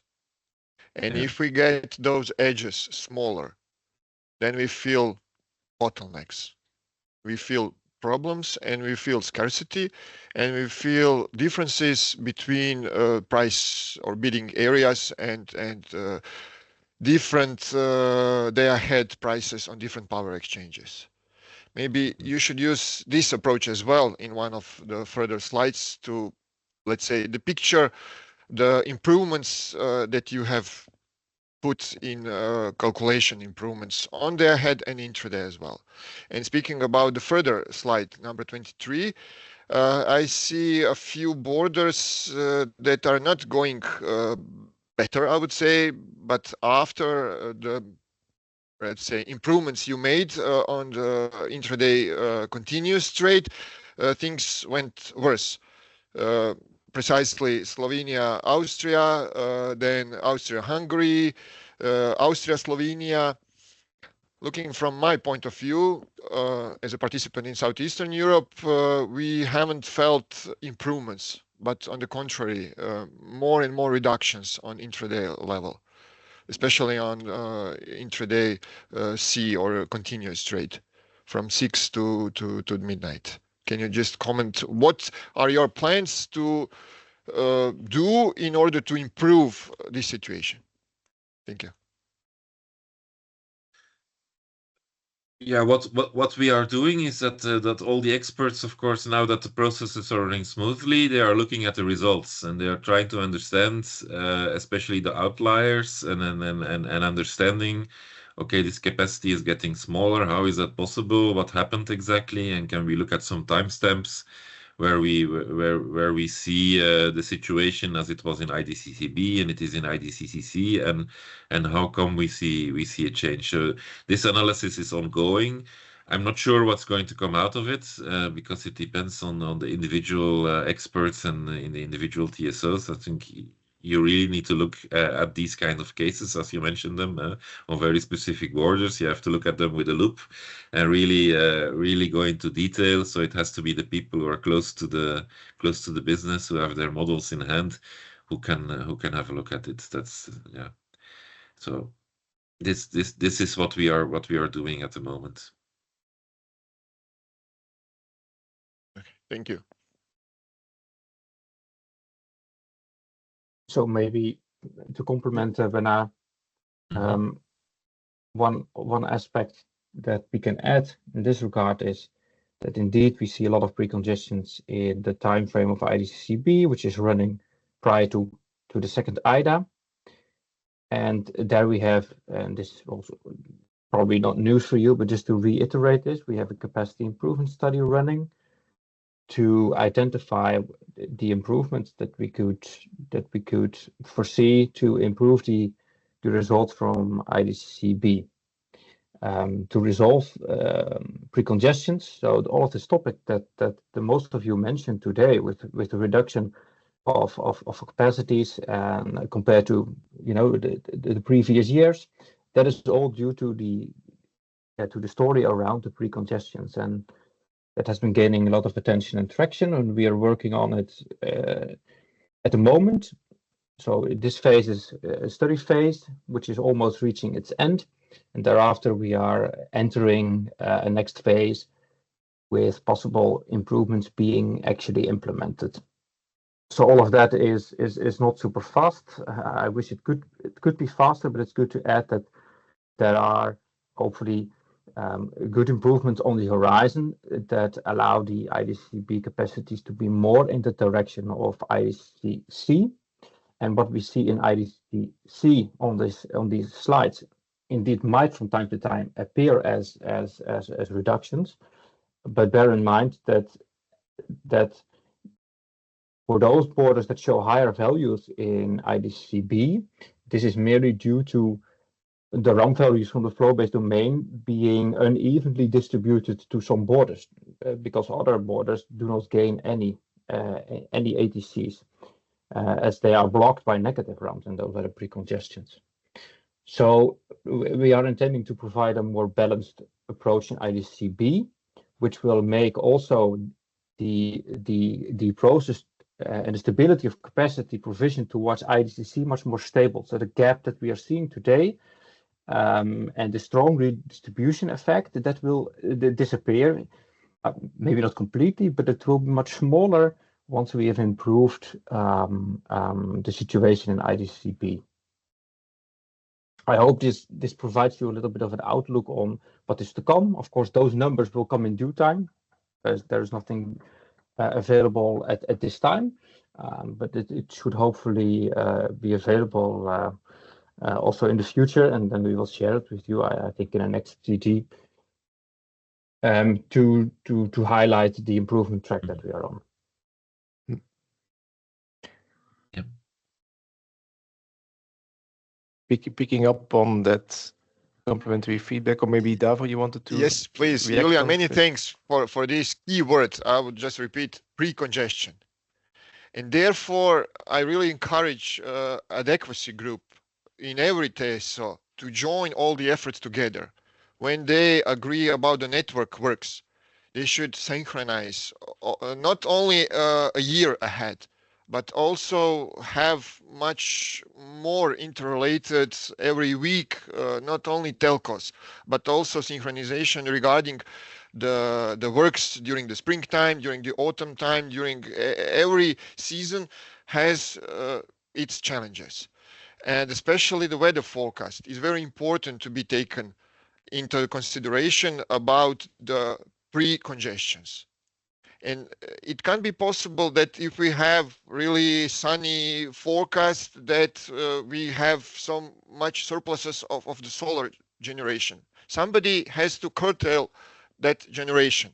If we have differences between different regions, then we have ROCs. ROCs should be more responsible for solving those pre-congestions that are already visible D-3. Not to wait D-1 situation, or even worse, to wait intraday resolution. Then it's like waiting for the fire that it comes. I really apologize if I put too much emotions, but I have seen so many extreme situations in several previous years here in this region that we just have a kind of buzzword, social welfare. And we leave it like it is. What are really concrete situations that we all as engineers have done in order to improve the overall situation regarding having different bidding zones? On a time frame of 1 week ahead, 2 weeks ahead, 5 days ahead, 3 days ahead, we have weather forecasts. We have groups, different groups, but it seems that most of those groups behave like Brown's movement. We need more synchronism between them in order to remain 50 hertz stability and synchronism of the entire network. I apologize if I put too much of loud voice and everything else. Thank you. It's okay. I fully agree. Operational security is of the highest importance, so I'm always allowed to make such statements. Yes, I wanted to come back on the question on the first slide. where we ask if it's helpful to organize a dedicated session before go live. By my summary of the questions and the conversation here is that it is useful to do it, that we should not restrict it to an update of the KPIs for IDCCC, but if we organize it in May, by then we also have more outcome of the capacity improvement study. So to make the link back also to what are the other measures we are looking at. I'm not going to say this is then like fully confirmed, but at least we can share some outcome of this study in the same session, which I think will be helpful because you will then see the consultation for the fifth amendment of the IDCCM coming in summer. And if we wait until the next CG, this is October, so this will be then too late. So that's my proposal, looking at Bernard, Julian, and Zeli, that we then have this session somewhere in May to do both the IDCCC update as well as the capacity improvement study results. Yeah, full support. I was also having the same logic that maybe October is too late to have something earlier, but that this concrete proposal, yeah, I can support.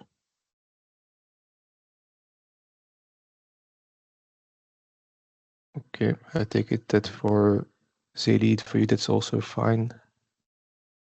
It is. Thank you very much, Steve.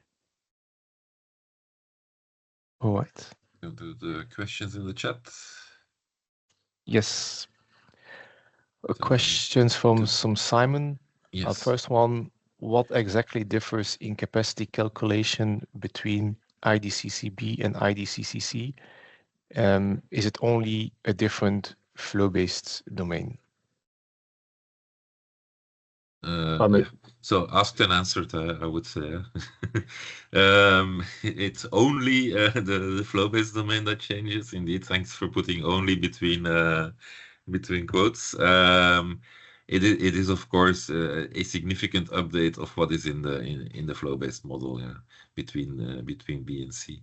So we add all the work that is done by the coordination centers from 8 o'clock in the evening until 2 o'clock in the morning, because it's the 215 IDCF that we are using. Yeah. So the key change is actually we have a much more recent grid model in which the actions to solve the precongestions have been tackled and modeled. So improved quality, much more accurate representation of the grid and thus of the capacities and thus of the trading opportunities. And then what happens with already used capacities before IDCC? Well, whatever is already used is changing the net position of the different bidding zones, which means that in IDCCE we are going to do the ATC extraction, taking into account already used capacities. So taking into account all the capacities that have been used from the day ahead and the intraday market until what is it, 4 o'clock in the morning. So that for the capacities which are delivered at 4:30. Yeah.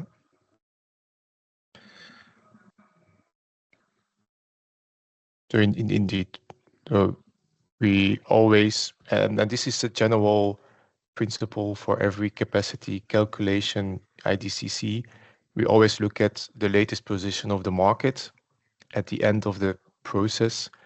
And so the already used capacities by the market are then used to determine what are the remaining available capacities. For the KPIs, sorry. Yeah, go ahead. Yes. Just to mention, because I'm going to get the question anyway. For the KPIs, we have of course rescaled the results to the market position of IDCCB, because otherwise the two values become completely uncomparable. So it's rather in a way comparing NTCs and not ATCs in the KPIs. Yeah, but Steve, go ahead. Indeed. Yeah, there is a third question are those Yeah. capacities of IDCCC added during IDA 3? It's directly for the continuous trade. So we do not wait for IDA 3, 10 in the morning, but we release these capacities at 4:30, so you can use them as from, if I remember well, 6 a.m. Trading hours onwards. And they will be available to IDA 3 also. Also, yes. Does that answer your question, Simon?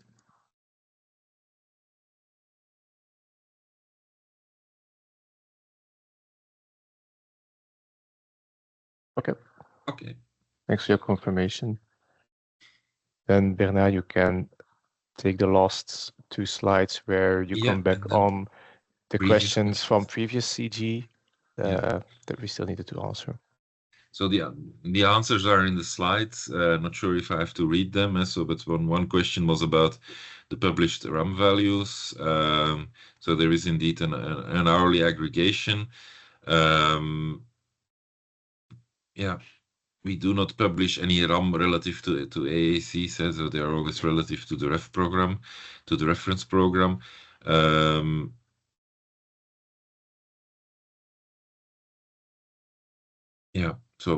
don't really know what else I can need to answer on this question. The next question was about quarter hourly ATCs from hourly PTDF. So indeed, PTDFs are hourly because we only have 24 IDCFs, but we immediately create. It's not a very complicated process. Of course, we immediately create 96 CGMs, of which 4 are identical from an input point of view, but it is different market positions. So because the market is already running on a 15-minute market time unit on most borders, it means that you have different net positions every 15 minutes, and you have to do an ATC extraction every 15 minutes. So we do 96 ATC extractions.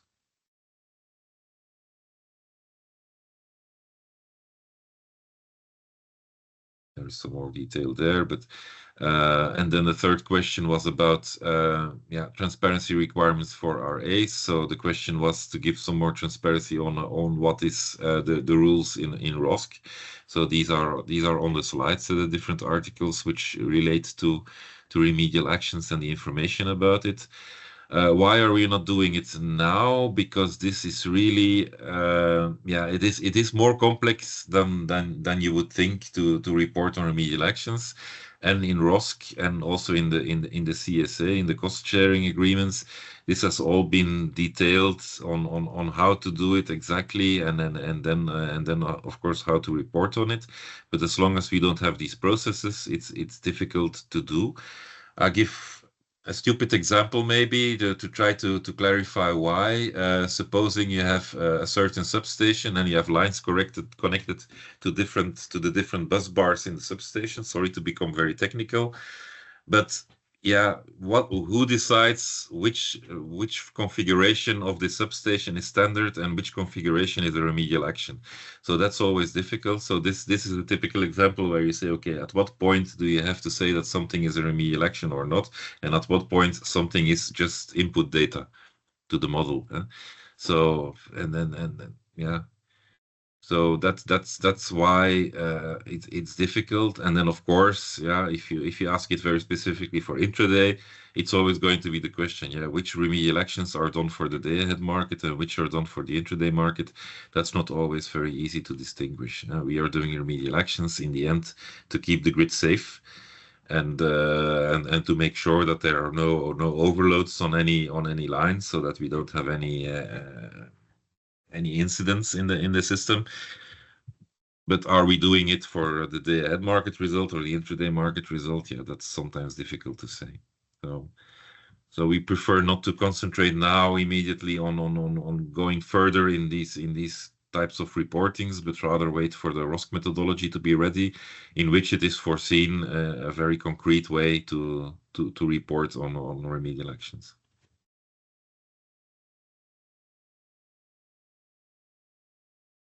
I don't know if this helps.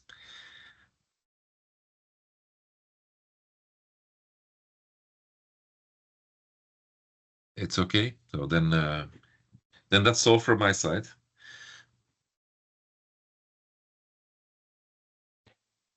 And there are a few more questions in the Q&A chat. So we have been looking at the normal chat, but we also have a Q&A chat here in the Teams. I'm scanning through them just to see. I don't think it's all related to intraday.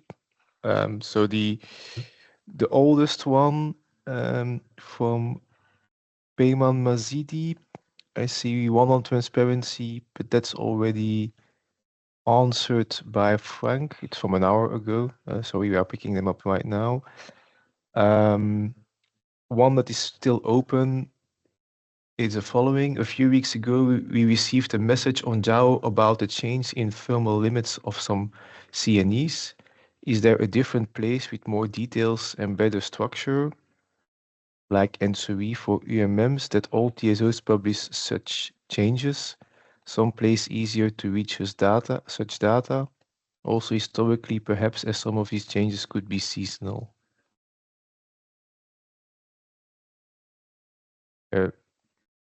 Anyone from the experts that can help answer this question?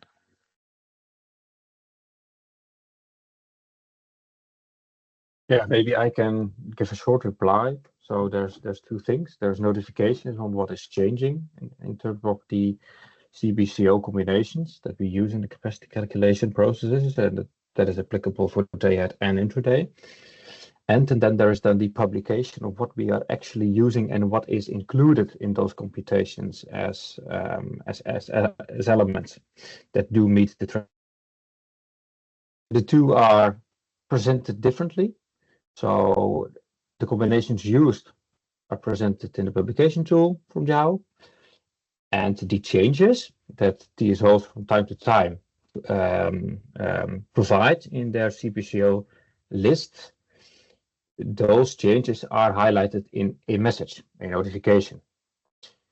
So yeah, to also refer to the question, is it more about the notification process that you would foresee to be more in a coordinated manner, rather than the individual TSO approach with individual messages that we have today?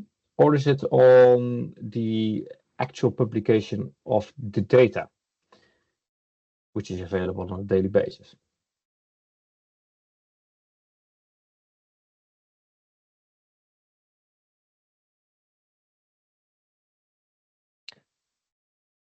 Can the author of the question, Mr. Peyman Mazidi, shed some more light on that?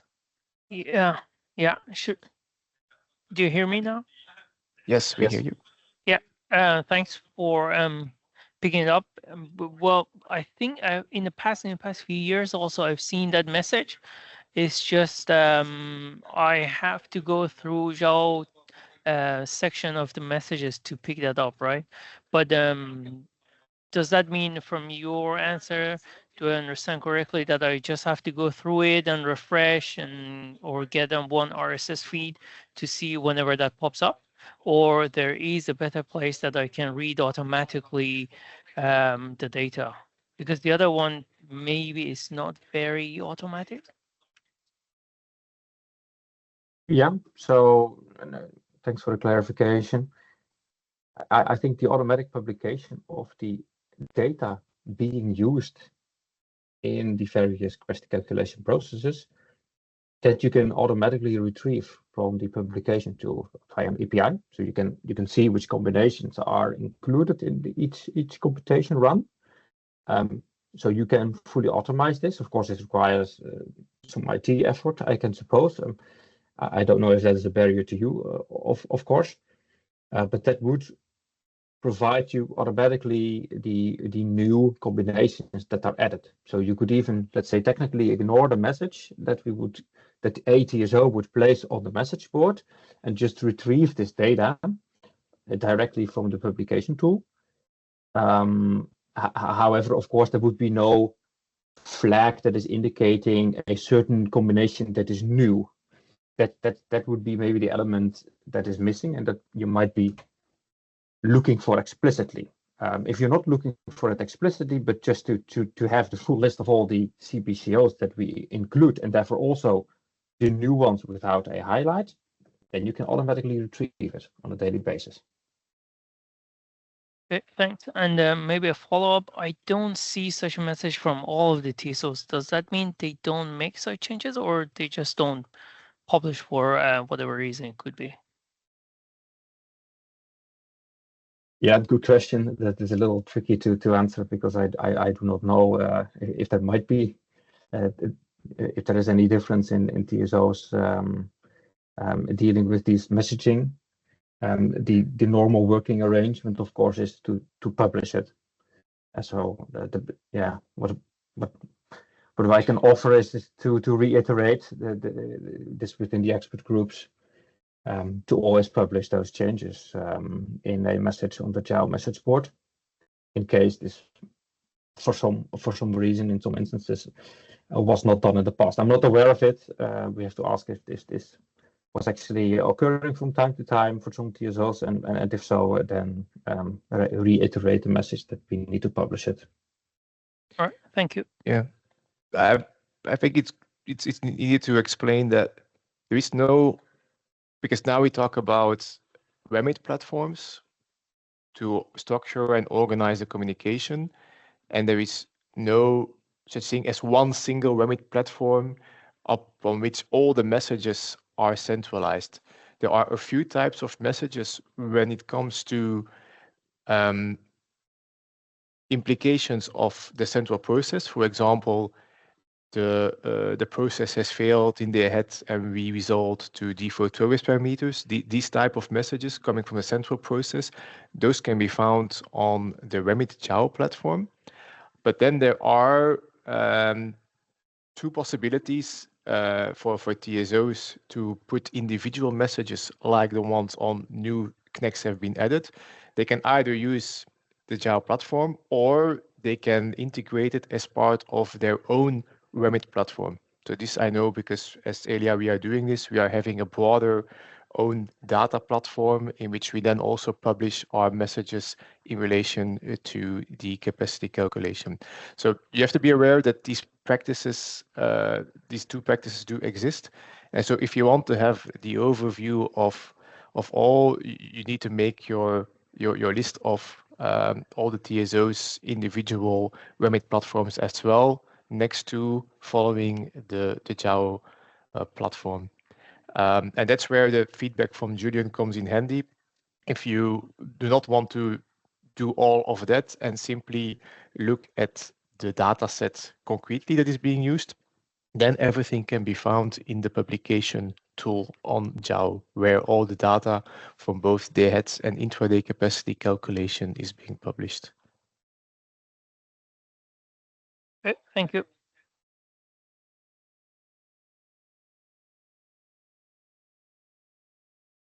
Okay. The question from Joël Courbir, where is the CE day-ahead CCM Annex 1 published? Lokan already answered with a link to it. So that's tackled. And then Payman Mazidi, you had another question. With day-ahead soon, in a few months in 2025, going into quarter hourly resolution, will the PTDFs still remain in hourly resolution? I guess this is the same. That isn't this picked up in the Q&A part of the day-ahead material? This question. Can we quickly check that?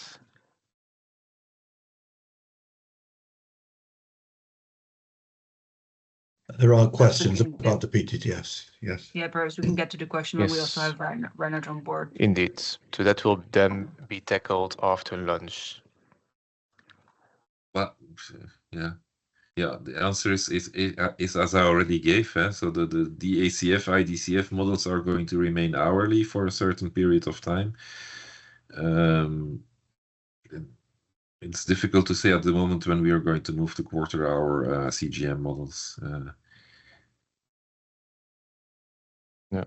It could be But that that's indeed, CGM, yeah. And as long as the models are hourly, the PTDFs are Yes. also So exactly. So the whole quit modelization and thus the capacity calculation derived from it is one on an hourly basis. And when we integrate market information, we integrate it from a quarter hourly basis, and then we output it on a quarter hourly basis. So I think that's a summary of the resolution chain. It will also come back in the answers this afternoon. So if this triggers some further question, you can think about it over lunch and then come back to us with it.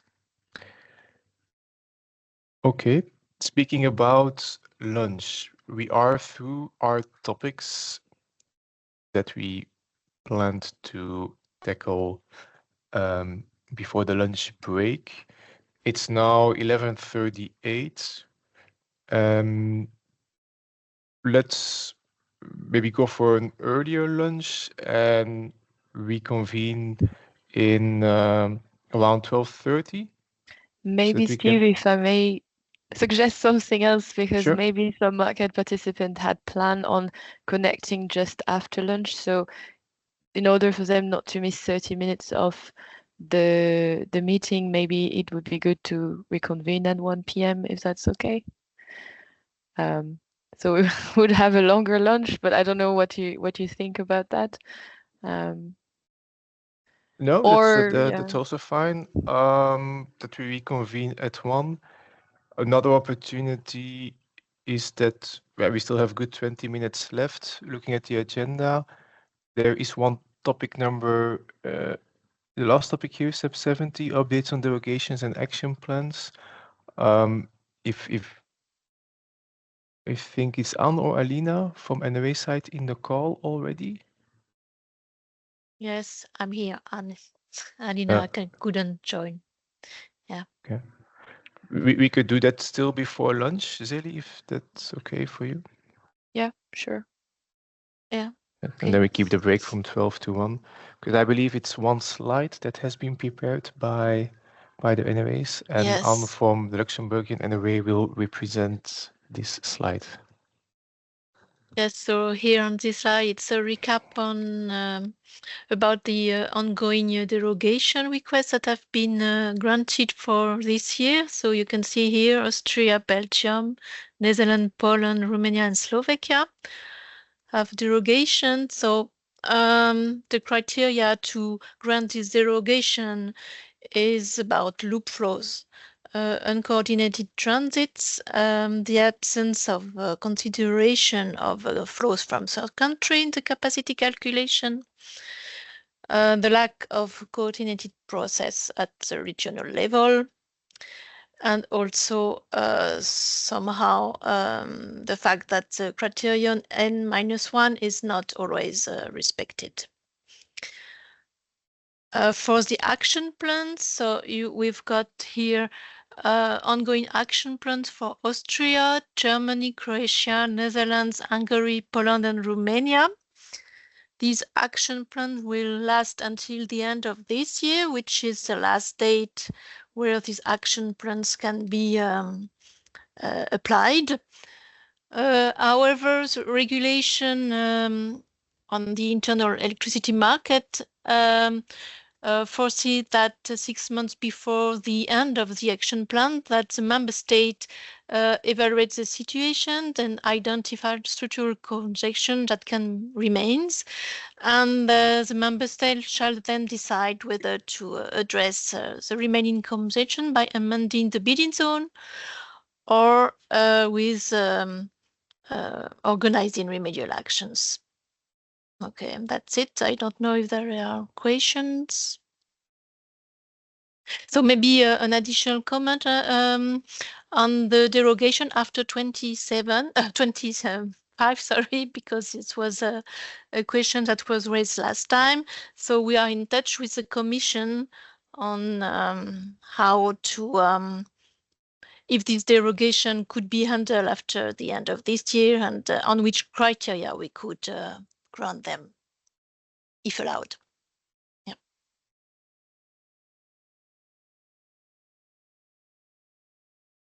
Thank you very much. And is there any question regarding that slide? I don't see any hand raised or any question related in the chat. Is there a question on the Q&A for? Maybe there is a hand raised here. Hi, Joel? where are the latest derogations posted? Is it on ACER? Sorry? Where are the latest derogation requests for 2025 posted? As the latest one, I don't have the dates. You mean when the derogation were asked to the related NRA or? Yes, because I saw a document like this for 2024, but I didn't see one for 2025, so I maybe missed it. I think the question is to know whether there was a publication available regarding that, right? Is it the good understanding? Okay. Yes. I don't know how it was done the years before. Yeah, I can come back. I guess the question is it publicly? Yeah, is it public? Is it published somewhere? We can check. Okay. I can answer for the Belgian case because I know that one. So there we do have the decision of the regulator published. So that's all publicly available. I'm not aware about one central place where all of these available publications are being centralized. I don't think that doesn't exist. But what I suggest to do is that as an action point for those that are publicly available, that the links are added on the slide, and at least there will be some that are publicly available, and then that should give you all the available information. Yeah, that's and perfect. I think the link you make with Acer is that in the yearly market monitoring report of Acer, they always publish a picture with, for the whole of Europe, of course, what are the ongoing applicable action plans on them and derogations. But that's then the picture. I don't think that it has a Yeah, I think that was complete the one list I of was links. referring. Yeah, I Yeah. think that's the one Yeah. I was talking about. Yeah. Okay. Cheers. Thank you. Was there any other question? I thought maybe someone unmuted themselves, so please go ahead. Yeah, sorry, that was me. Short question. Can something be shared with regards to the timelines, especially in the interaction with the European Commission? As we are progressing over time, possible derogations for 2026 and afterwards, they will have to be drafted as well. So to make sure that these processes are aligned and that the feedback from my coordinator perspective is available in time, I was wondering if you could share anything with regards to the timeline. We are in regular contact with the European Commission, but we can't tell you anything about any timeline. Hopefully, we will have an answer. The sooner, the better. But yeah. Let's follow it up in the core IG setting. And then obviously when more visibility is there, we will also come back on what happens for 2026 towards the next core CG, but we first need to get clarity within NRA community and then NRA TSO community first. That is also for me that is the response to the question, are there any derogations for 2026 yet? So at this moment, no. The typical process of a derogation that core TSOs do, so the 6 TSOs here listed on the side, it's a yearly renewal of the request, and that is typically a process that is taking place in autumn, where then the NRAs resemble all the requests. They do the due diligence check, and then it's approved before the year end. So today there is no yet a process running for derogation for 2026. Thanks, Steve. I see there are two hand raised. First Nilsson and then Lorenzo. Yeah, Rickard Nilsson, Nordpol here. I was just writing in the chat, but I just before, maybe it was said and answered to it, but I was just struggling a bit with these continued derogations under, what sort of article can that actually be legitimately considered for 2026 and going forward? Because I mean, what is there anything in the new 2024-1747 that suggests that there could be prolongations of these things, or I mean, I can understand that there can be technical or other obstacles to not achieve 70%, but that's a different thing. But just the derogations themselves, on what legal basis would they be pursued? Yes, that's why we are in discussion with the Commission. Yeah. From my personal For us point also, of it's view, not so easy. Yeah. So for my personal reading, having been dealing with the topic since the 219/943 regulation came out, there is no end date formalized legally on the right to request a derogation. So that's different for action plans. There is kind of a formal end date with a linear trajectory, 31st of December 2025. But for derogations, the requirement is that you need to prove that based on foreseeable grounds, it makes an issue for operational security. And it doesn't say that you cannot request it anymore in 2026 or 2027.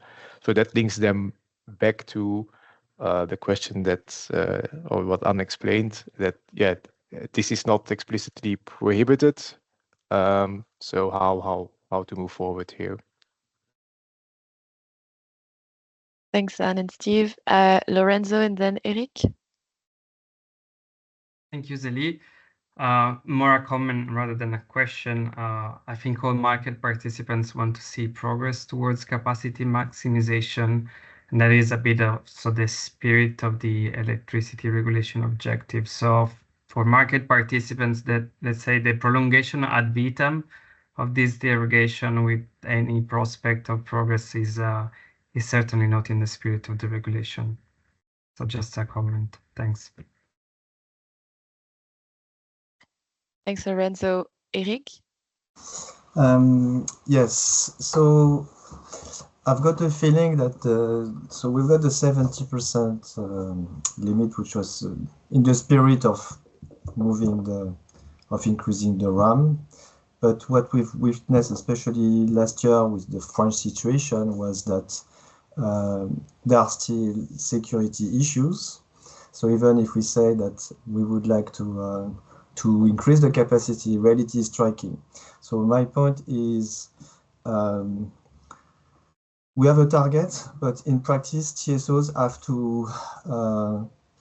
So first they increase the limit, but then they say that they have to reduce it for security reason. And what I don't get is, where is it monitored by NRA? Because for market participants, it's hard to anticipate the way the individual limits are changed can be not fully random, like what RT was doing last year, but it's a bit more experimental. So is there a work to monitor more this reduction? And then I think somebody mentioned that you will come back to the ballast implementation, that you wanted to get rid of LTA inclusion. And the thing is that if we don't have a lot of the days, actually we can witness that alpha is not one, that we rely on ballast. So what is the reasoning behind it? So if you remove the LTA inclusion, are we going to have much lower capacities or not? Those are two questions. with respect to LTA inclusion, that's coming back in the LTCC topic after lunch. So let's take the question there. With respect to and I'm happy that you bring the point, because indeed you need to look at regulation in its entirety, which means that it's not just implementing an absolute target 70%, but TSOs do have the responsibility to also verify the operational security. And when that's despite using all the available means and then using the cross-border means, which are then unlocked by processes that we implement, if those means are insufficient, then yeah, we have the duty to reduce the capacities in the validation step. So this is what is now coming out of the IVAS. This is what you refer to that was happening more intensively last year. And all of this is indeed reported on a daily basis. It's also reported further on in quarterly reports. So all of this is being shared and published by the TSOs. And then it's, as you correctly refer, it's regulatory oversight. So the NRAs have this information and then have their role, their responsibility in the monitoring of it. Maybe Anne, if you want to complement from your perspective, feel free. Yes, for our perspective, of course, if it were purely the RAM targets, it's we can make the calculation. But when it's about security, I mean, the validation process from the outside world is hard to anticipate. I mean, it's sometimes there are strong reductions, sometimes they are not. I mean, from one day to the next, I fear that from the transparency that we are getting, because we don't know bus parts. I mean, there are many things about the grid that we don't know. And could you think of a way to make our life easier?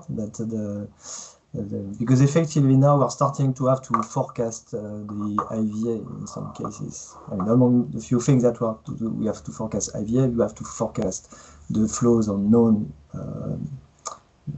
core areas. I mean, there are some inputs which are still, we only see the outputs. We don't understand the way the data is built, basically.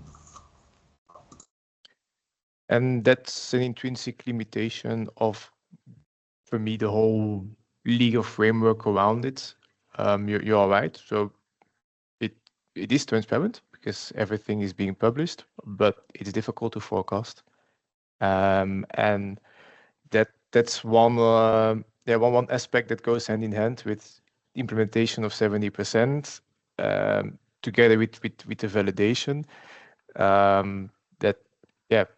You lose some of this forecastability, and this is not something that we can fix on our side. But from a personal perspective, this is for me rather something that, along the way, either learn to deal with it, or it should feed a reflection on. But that's a future target market design. It should feed a reflection on, what can be a better model to alleviate these limitations. But I fully share your observation about the forecastability and the role of validation here. And then two extra questions. One is a small one, but I've always feel that when you're dealing with remedial action and topological changes, I'm not sure that they are all of them taken, the interaction of all of them is accounting for. So because the number of situations you need to combine is quite huge. So it feels like you're only looking quite regionally, not looking at the big picture, but that I'm not entirely sure. And then your Terna colleague was talking about the changes in the algo that will allow the ramping constraint, at least for Italy. I know that the ramping constraint, they are present and with the Nord pool, I mean the DC cable, there are lots of ramping constraint already in the algo. Is it something that could be considered on other countries. So it's not allocation. I understand allocation constraint. It's a specific process, so only 2 countries can do it. But ramping constraint, putting ramping constraint, you were also mentioning, I think, that some DC-link, future internal DC-link will have them, but country limit on ramping constraint, is it something that is on the agenda or more for the 2 years away? So there are no ramping constraints aside from the one that Terna uses in the CE region, and so there are also none in the core region. And actually, formally, it is a type of allocation constraint.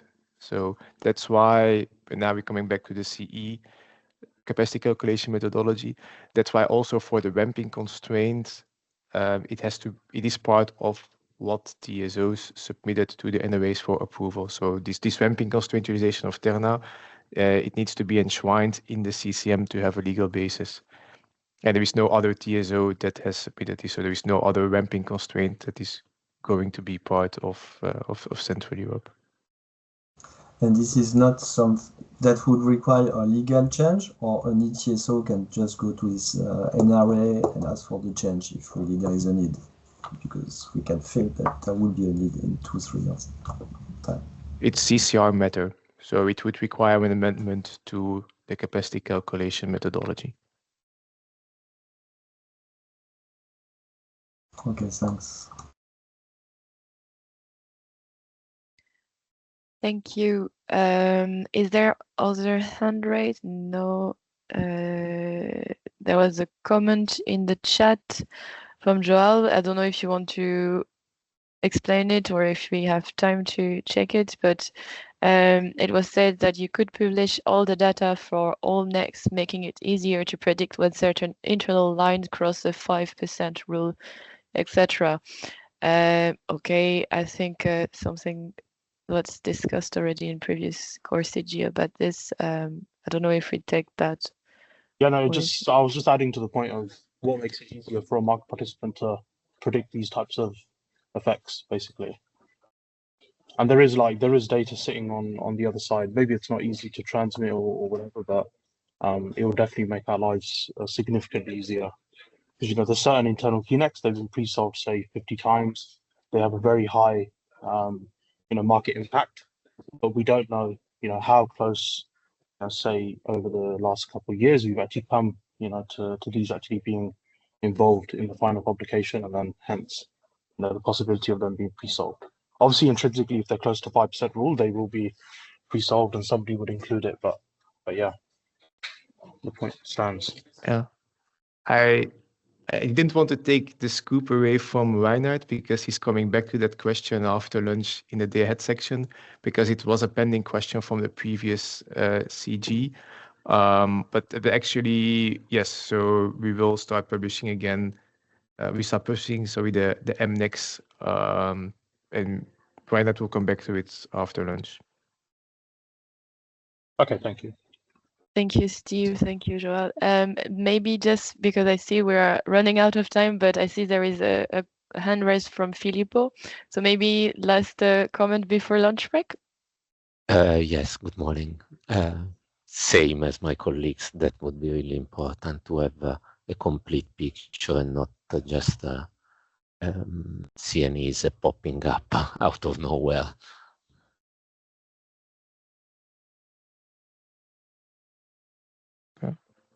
Okay.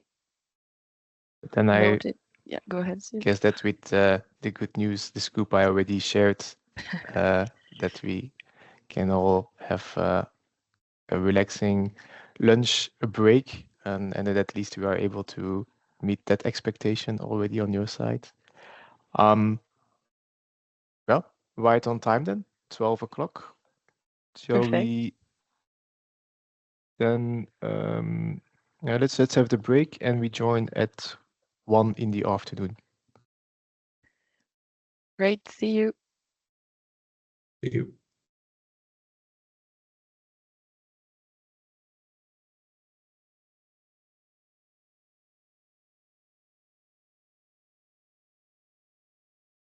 If you want to ask questions, don't hesitate to ask them on the chat on Teams. There is also a Q&A forum. The link is still on the chat, I think, as well. After different topics, there will be Q&A, so you can also raise your hand to ask questions directly then, and we'll see how we can answer them as well. So now we can switch to long-term capacity calculation, and I think we have... Yeah, I'm here. So as LTCC convener, I would like to guide you through a bit of an overview of what happened between today and the last time we saw each other in the CG in November. So an update on the way forward, as well as some project management updates with a focus on external parallel run. Then we will go through the simulation results, so basically the latest insights we've got from the capacity calculation methodology implementation for long term. And then finally, we will get to the long-term capacity calculation methodology amendment that we've been preparing and we put forward, which is currently going through the public consultation. So without further ado, I would like to begin with a short introduction on the way forward. So I think this was already communicated consistently in the past, but a reminder and also following up on the last MESC meeting, core TSOs are fully committed to implement the scenario-based, flow-based long-term capacity calculation in LTFBA by November 2026. Obviously, the ambition is also to go live within first step, maybe, let's put it this way, already in November 2025, which would be proposing a temporary ATC extraction step, which is indeed a subject to NRA approval, but this would be a setup that would be applied for the 2026 yearly and monthly auction.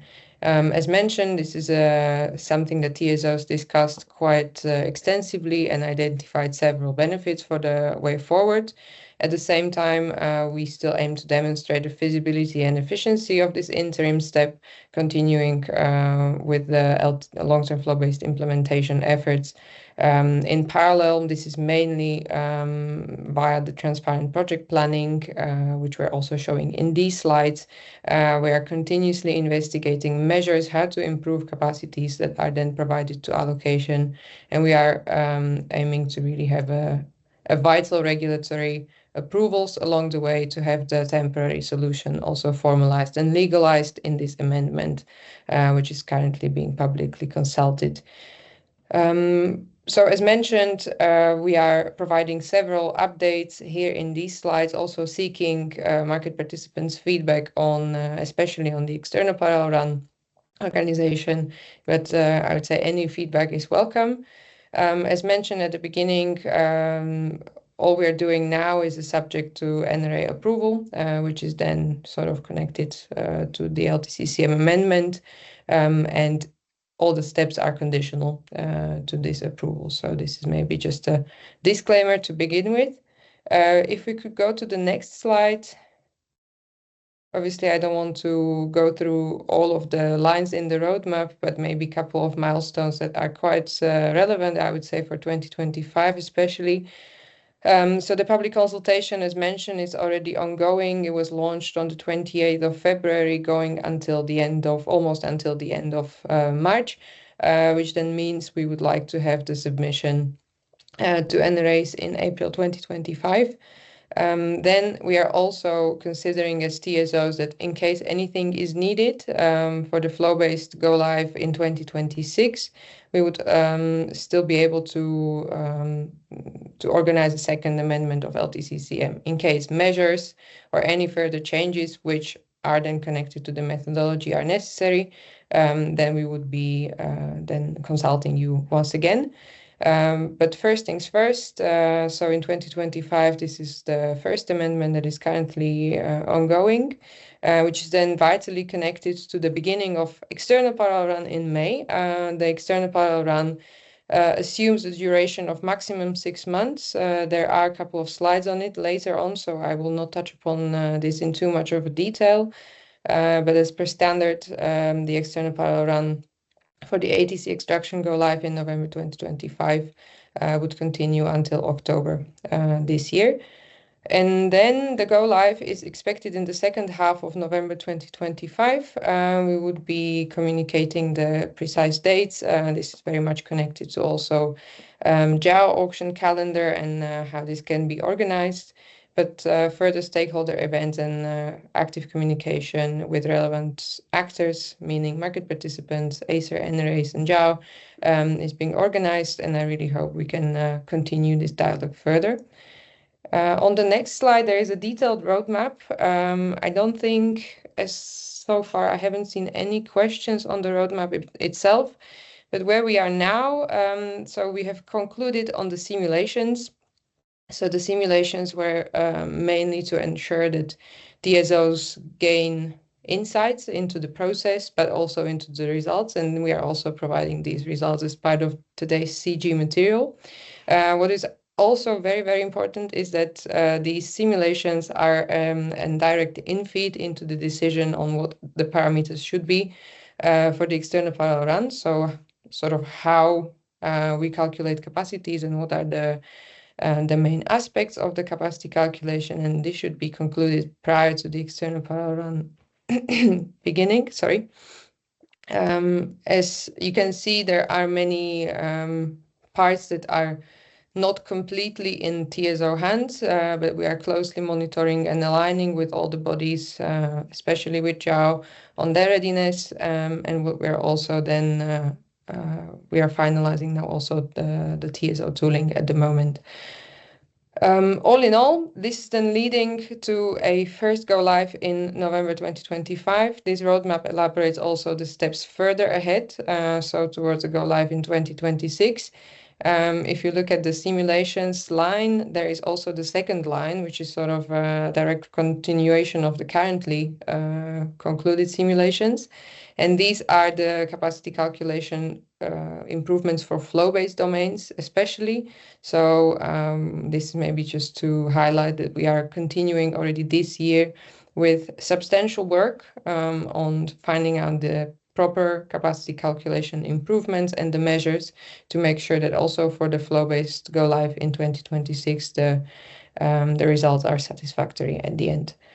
I would say this was really the most high level I could have gone with the roadmap, so we can maybe move to the next slide, which is going forward with the external parallel run.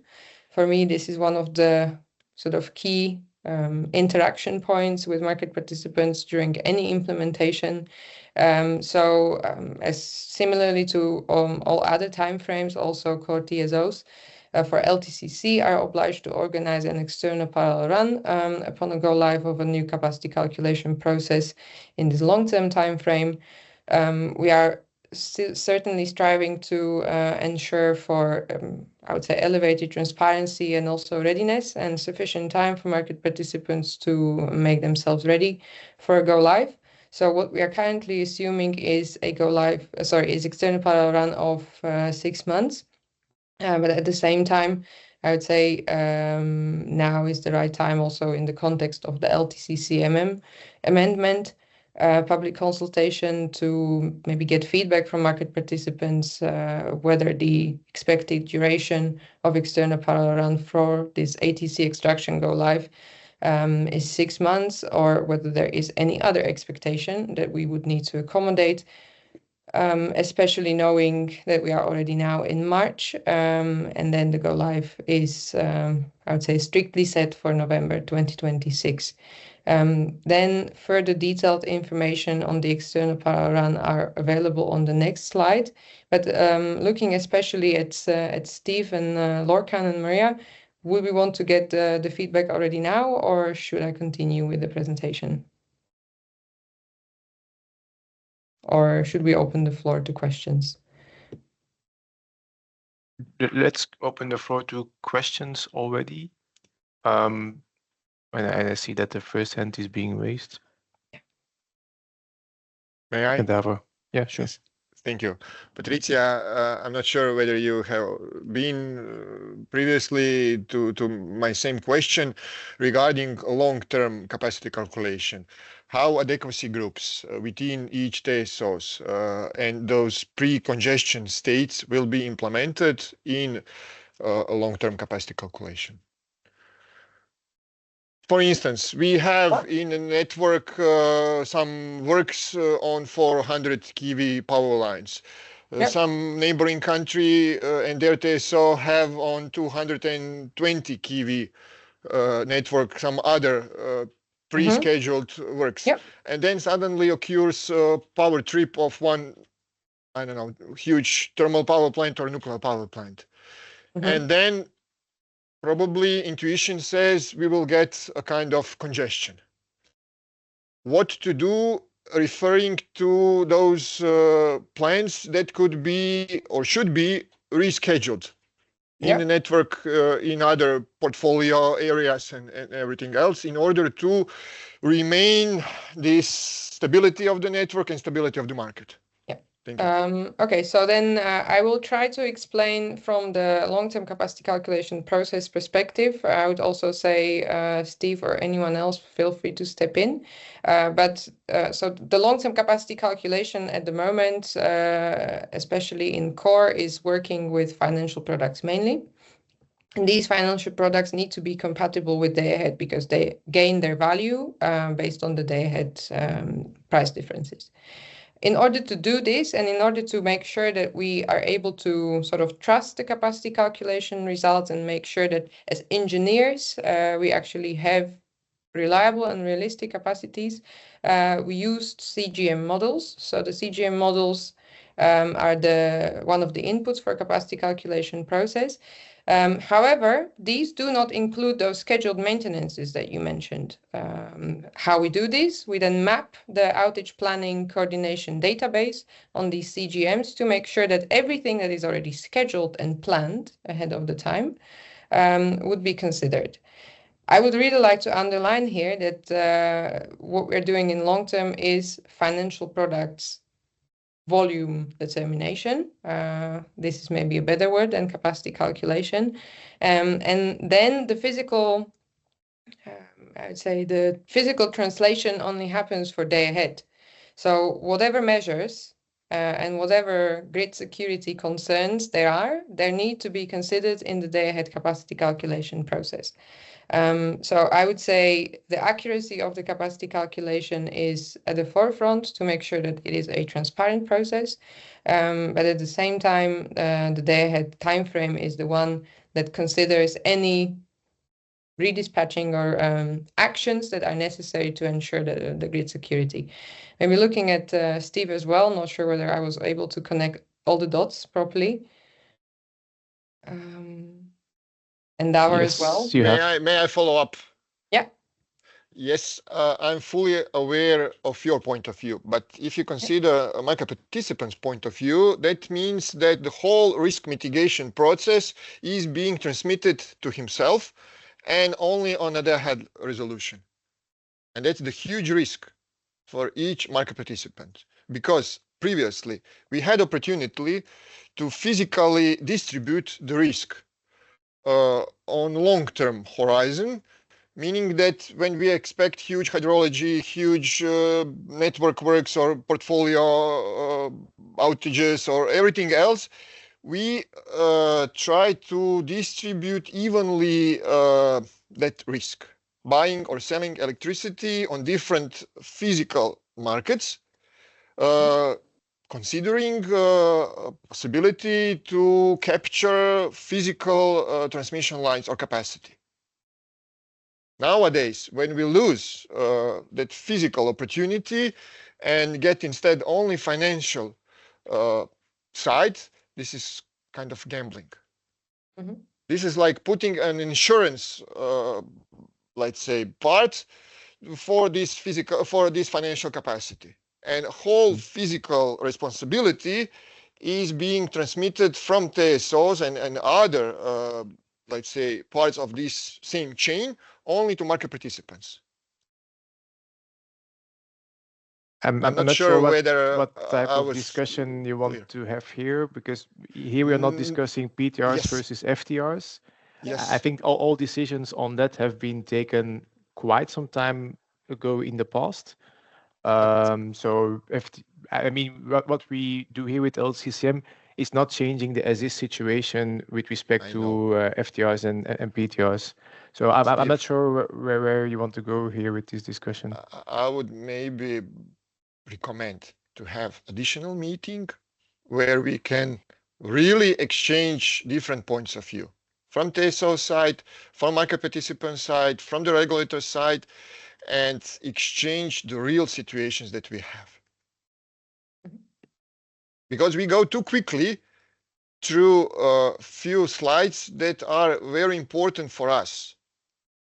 I know that there is a timeline and roadmap where everything should be done, but what are the consequences on the real side?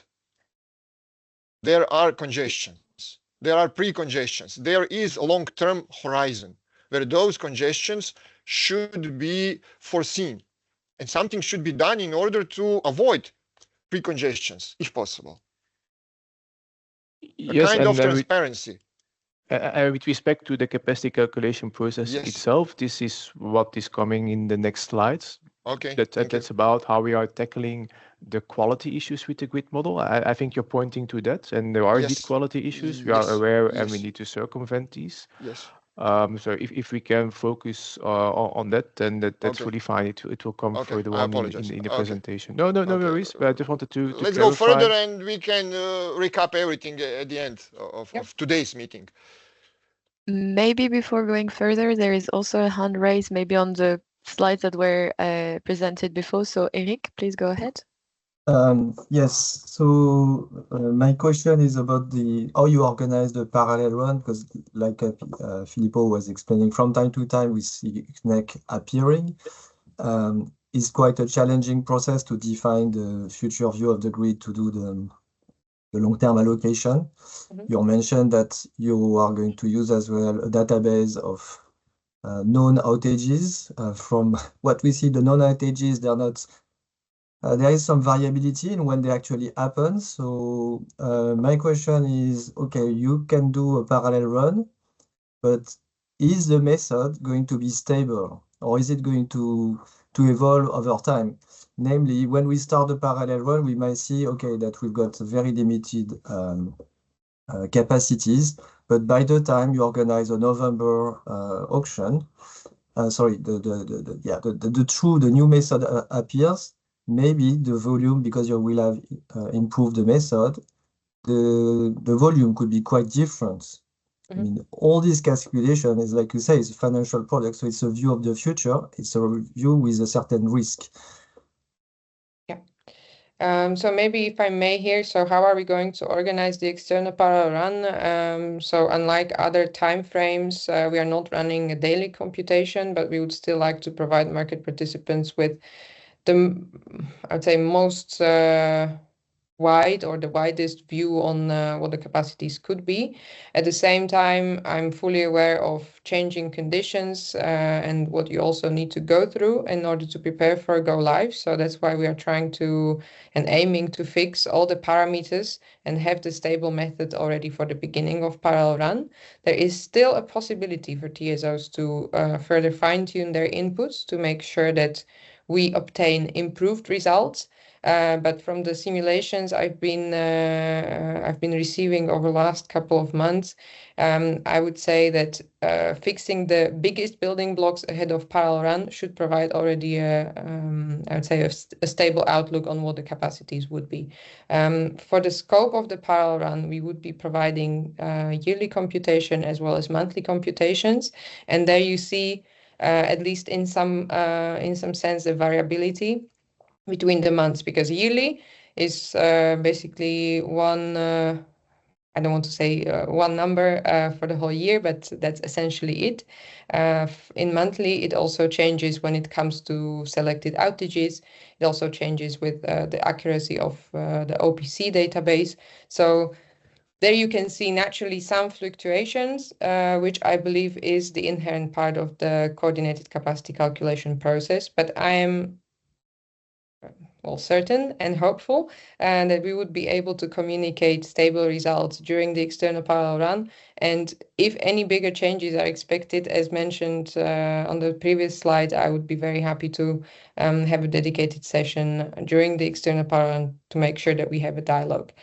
But all in all, as stable conditions and as possible are at the forefront of TSO's minds. So we would like to have the parameters settled. And if there are any changes from the input side, I would say it is more about precision than larger changes of the capacity volumes. And just to come back on the philosophy behind the method, the yearly one, is it seen like the minimum guaranteed capacity across the year, or could it be, especially now that you're from what I understood, you're breaking the link between LTA and the day ahead. So if you remove ballast, by definition, you can no longer guarantee that the congestion rent is the same amount as the one you will distribute if you sell too much on the yearly or on the longer term. But philosophically, which used to be long time ago, the capacities, they were more of an average. So you admitted that you can lose money on some months, but overall it will be positive. In this framework, are we evolving a bit towards this, or you're trying to, as much as possible, always sell the sell capacity that you're sure you can sell? So when you're selling a year, you're sure that every single month, most likely you will have the capacity. Yeah. I would say that by definition, the baseload product should be proportionate to day ahead. And as you correctly mentioned, the LTA inclusion and removal is one of the milestones along the way, especially when you look at the FCA 2.0 implementation. So that is coming in the future. But I think the underlying philosophy and the paradigm of yearly long-term product is that it should be a base load that can be guaranteed every day of the year. And we are also then planning to use maintenance periods, especially on Allegro cable, to make sure that any maintenances that would be limiting the overall year are then really targeting the specific period. So not sure whether this answers. Maybe Steve, if you would like to. In a way, because we know that if you look at, for example, so some borders, the yearly are not fully baseload. Sometimes you've got maintenance periods. So if you were to combine all the maintenance period of everybody, you might find an extremely low figure. So the point is that there is a fine line between saying, okay, we know already that there will be some limitation, but what kind of product are we selling? Do we want to sell really the one that is firm all across, or implicitly we can say, well, it's a yearly, but like in the old days, there will be some days where you don't have the full yearly. I think we are here connecting different aspects of the discussion. So let's break them down step by step. I suggest that we first try to wrap up on the external power run, because the other aspects on what are we doing with respect to the capacity improvements, the link and the implication of removing LTA inclusion, that comes in the next couple of slides. Yeah. So maybe Patricia, you can clarify when we say we are going to run yearly and monthly calculations. Like, to be more explicit, which year, which months that will be.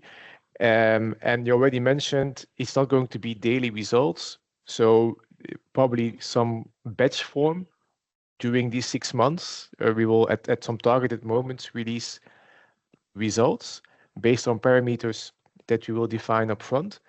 And then how does this relate to the simulations we have already run up to now and that are included? Because I think there is some overlap in that as well. Yeah, so indeed, this is detailed information that is still being finalized. But what I can already tell you is that the external parallel run, as it begins in May 2025, will cover at least monthly calculations for June until November. So we will do all the products months ahead for June until November. But to make sure that market participants also have this more holistic view on what does a yearly product mean for 2025, we would also run one yearly capacity calculation for 2025. So at the beginning of May, we would like to squeeze in both a yearly and monthly. Beginning of May will be a yearly 2025 product, and then we will begin with June 2025 onwards until November 2025, hoping that we would cover also the, let's say, the seasons with most outages. So you would see also the seasonal fluctuations in monthly products. What you received already is the simulations for yearly 2024 and 2025. So you, as market participants, you should be able to compare between the years. And then we are working still on the final comparisons for monthly 2024. So in this session file, you only had, I'd say, a tasting of monthly 2024, and in the parallel run, you should receive, or you should be able to check the results from June 2025 until November 2025. So this is, I would say, a high-level scope. I will not go into the details on when we publish and what, but what I can maybe disclose is that the publication will happen normally via JAO.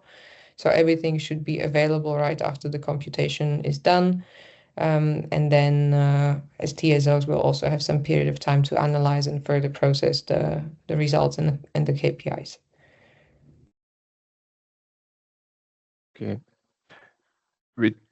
With that information, the request that you want to raise for feedback on the expected duration, is it a request to kind of shorten it, or can you maybe elaborate a bit more on the need behind the request? So I think the request is coming from the LTCCM amendment drafting, where we recognize that the original LTCCM did not specify external parallel run for ATC extraction step, so the interim step we are now intending to do in 2025. And that's why we would like to include it. As said at the beginning, it is a new capacity calculation method. So as market participants, I think it is very beneficial to have the external parallel run. And then knowing that there is a limited period of time between today and the actual go live, we were wondering whether maybe a shortened parallel run, as the allocation method is not changing, it is only the capacity calculation, whether that would be potentially acceptable. And at the moment, we are planning with maximum 6 months of parallel run in any case. So I would say if there is any strong feedback or any pressing feedback with regards to the external parallel run duration for this year, noting that it is the capacity calculation that is changing, but the allocations remains the same, we would like to receive it.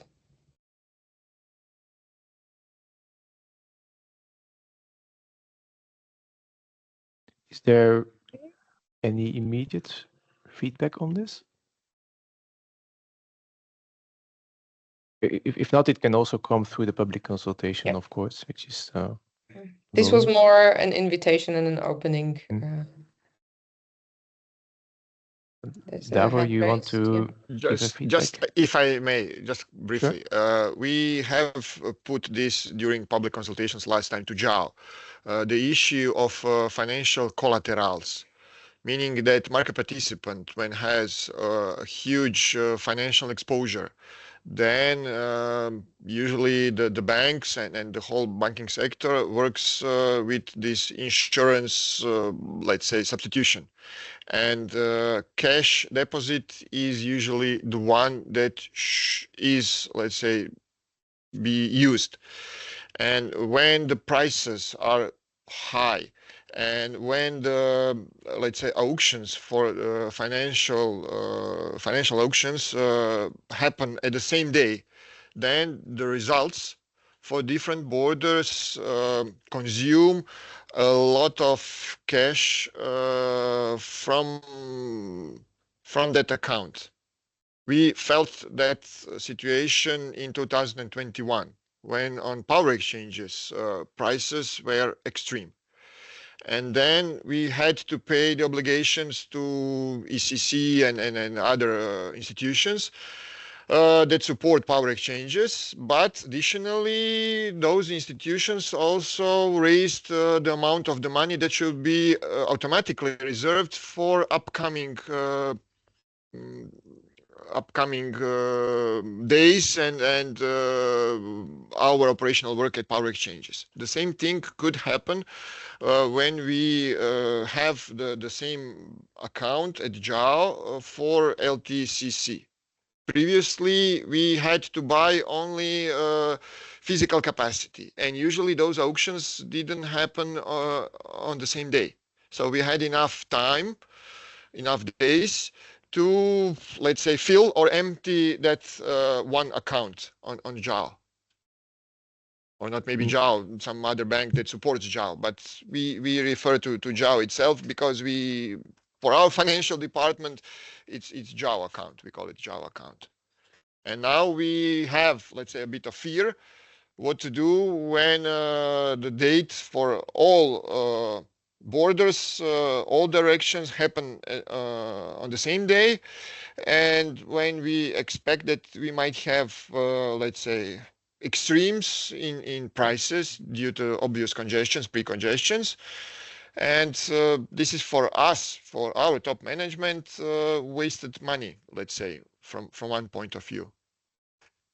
Maybe to clarify, and now I realize that I did not make it specific. So for the flow-based ATC extraction go live this year, the auction or auctions, to make it very, very explicit, will be still CNTC. So there will be no single auction. This is the case for this year. And indeed, you're correct with the LTFBA implementation. I think collaterals still remain one of the key focus points for TSOs. But maybe perhaps, Steve, you also, I think you were maybe involved in these discussions for 2026 go live. Yeah, so this is an allocation topic where I think there are some design improvements that are being looked into, but this is indeed for the flow-based allocation go live in November 2026. And this is not something that we are deciding here in the core community. So this is where the link is being made with the old TSO work, and MESC. But yeah, this is this topic of collaterals, which was already on the radar, and which continues to be investigated. Okay, thank you. I see in the chat also a feedback from Joel that in his opinion, 6 months of prior one is absolutely crucial to see how the methodology plays out over Q3 versus Q4. Maybe just an idea, and I haven't pre-aligned this with you, Patricia, but the representativeness over the different seasons is typically a requirement from market party side, the visual market party side. Now we have anyhow only 6 months, but we could also look into running kind of the first months of the year still. So the desire that we have to not run the external power, not take the external power run too long, because we still need to afterwards conclude and make sure that we have decision-making process and are able to go live. I think we can find a way to make our need compatible with the need for representativeness by looking at the historical months and running these as well. I think I mentioned it. So at the moment, we are going through the finalization of monthly computations for 2024 and data gathering for beginning of 2025 already. So the data will be there. And I think similarly to yearly, if we are able to provide maybe insights into 2024 compared to 2025, this could be done then across months as well. But within the scope of external parallel run, when we would be running the whole process, we would be publishing the data within the operational timings. I would really like to limit it to those months that I mentioned, but I don't think it would be problematic to disclose the previous months and some additional data sets for market participants for further analysis.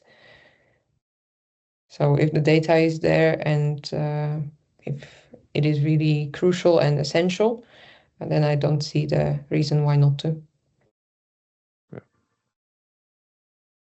But I think that the first conclusion we can take away, it's preliminary, of course, because more feedback will come via public consultation, but it's not the duration itself, but the representativeness that matters most.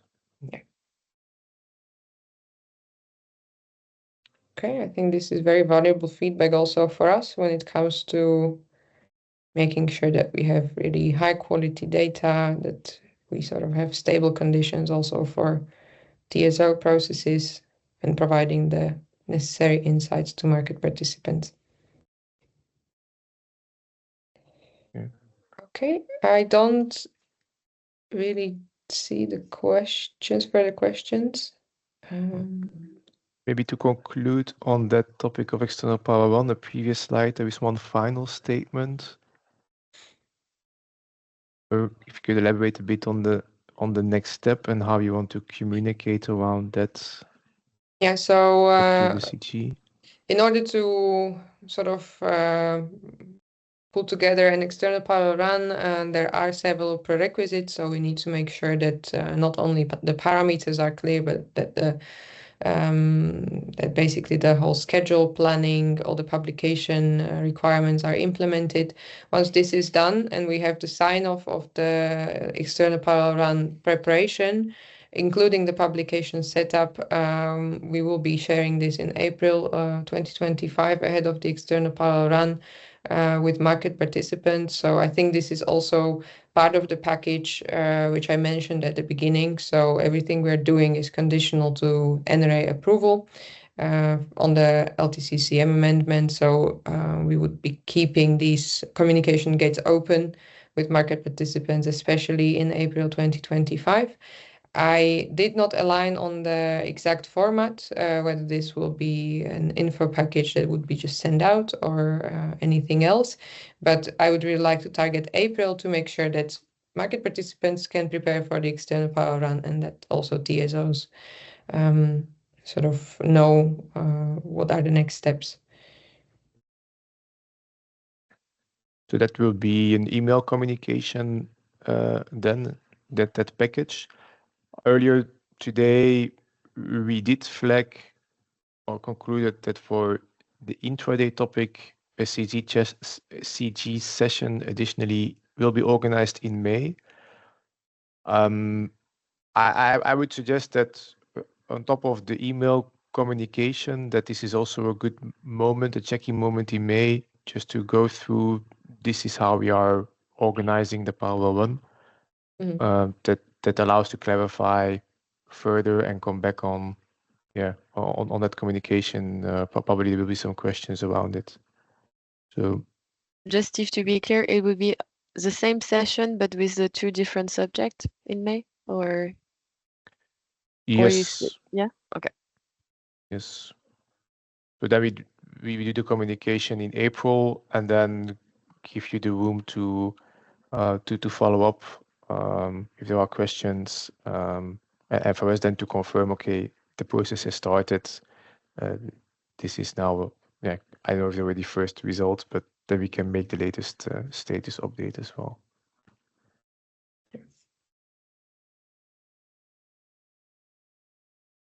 Okay, so then moving on to the next topic, as mentioned previously, we continued the simulations on the long-term capacity calculation process to make sure that we understand how the process behaves, what the results are, and also what are the impacts of coordinated capacity calculation process, because we are changing the logic.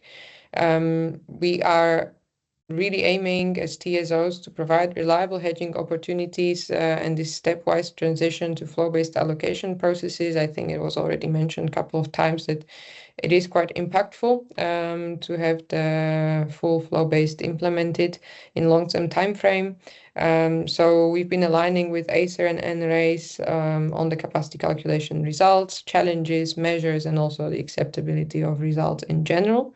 This still remains the point of attention because I think to provide and ensure stable conditions, the historical values as we know them today are the benchmark for the capacity calculation simulations in long term. So we started looking into efficiency and improvements of flow-based domain for this year, but also then for next year go live for flow-based LTFBA, basically. So these improvements we've been investigating for this year's go live are really within the degrees of freedom given by the methodology. So we, as TSOs, refrain from making bigger changes in the methodology for this year. However, if bigger changes or more significant measures are necessary for 2026 go live, we would be still seeking these amendments in the near future. This requires a continuous dialogue with Acer, NRAs, but as well market participants, because I think, as we saw, long-term somehow feeds into day-ahead and many other aspects on market participant side. Therefore, as TSOs, we're really striving to get the necessary insights, make sure that the improvements are streamlined and provide the stability. The simulation results we've been gaining and getting from the simulation runs, and also we provided here, are again evolving around the main products or the products that would be offered, so yearly and monthly. These days we are quite fortunate to be able to compare 2024 and 2025 and to also see how the inputs are then affecting the capacity calculation results and whether there are any further improvements and measures that need to be employed to make sure that we have some level of predictability. We are then comparing these results that are, like all these slides are provided in the annex, but at least from what you can see already in the main document, we've been also comparing and providing ranges of capacities with different parameters, with different combination of parameters, such as adapted min-RAM, consideration of outages in the common grid models. And based on this, we produced several KPIs. We have KPIs that are purely flow-based domain centric, I would say. So this is the min-max net position, minimum bilateral exchanges. So this is giving a bit of a feeling about how big the domain is. Maybe a disclaimer here is that both of these KPIs are not simultaneously feasible. So it's giving a really forbidding zone view. And then also we are providing, maybe for better readability and preparation of this year's go live, ATC extraction values. So this is something that maybe is more comprehensible and can be related to what we know from already today. So as said, the parameterization is an exercise that should be concluded before the external parallel run to make sure that we have stable conditions for market participants. And finally, the parameters, like the very final parameters, should be confirmed before go live November 2025, if any changes are necessary, maybe to add that. This was just a forward, so I would go directly to the next slide, if possible. Different approaches to improvement we've investigated are within the area of LTCCM. So we did not really explore further to make sure that we have something that is ready to implement already this year, and also to keep the LTCCM amendment quite lean. There is also one other aspect that we already touched upon. This is the removal of LTA inclusion from day ahead and intraday. This is one of the measures that could potentially lead to, I'd say, a philosophical change of how the capacities are perceived in long term, and this assessment is currently ongoing. At the same time, this activity should be seen as something complementary to the FCA 2.0. But maybe now I would like to focus on the measures that are really connected to the long-term capacity calculation process and where we also have the simulation results available. So these are the results and the parameterization with increased MinRAM parameter. So we've been experimenting with ranges of MinRAM from 20 to 40 for the collective MinRAM. So basically that's the default setting on for all TSOs on all CNECs.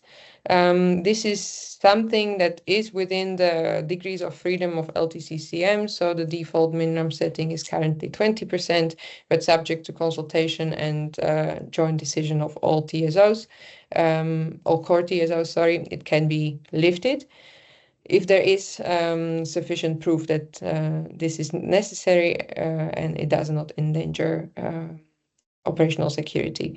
At the same time, there is a possibility for TSOs to have their own individual MinRAM setting on their CNECs. So there is this significant degree of freedom for TSOs within their sphere of influence to adjust the MinRAM up to the upper level. So meaning if we begin, from the lower level to whatever they choose. So the only limit is then the collective MinRAM as the minimum threshold, while there is, I would say, no cap within reason. So this is the MinRAM setting within the flow-based domain computation. At the same time, we've been looking into the inputs that sort of feed into the capacity calculation process. We are using grid models. As already mentioned, these grid models are coming from a pan-EU process, so the NMFT process. These grid models do not include the outages.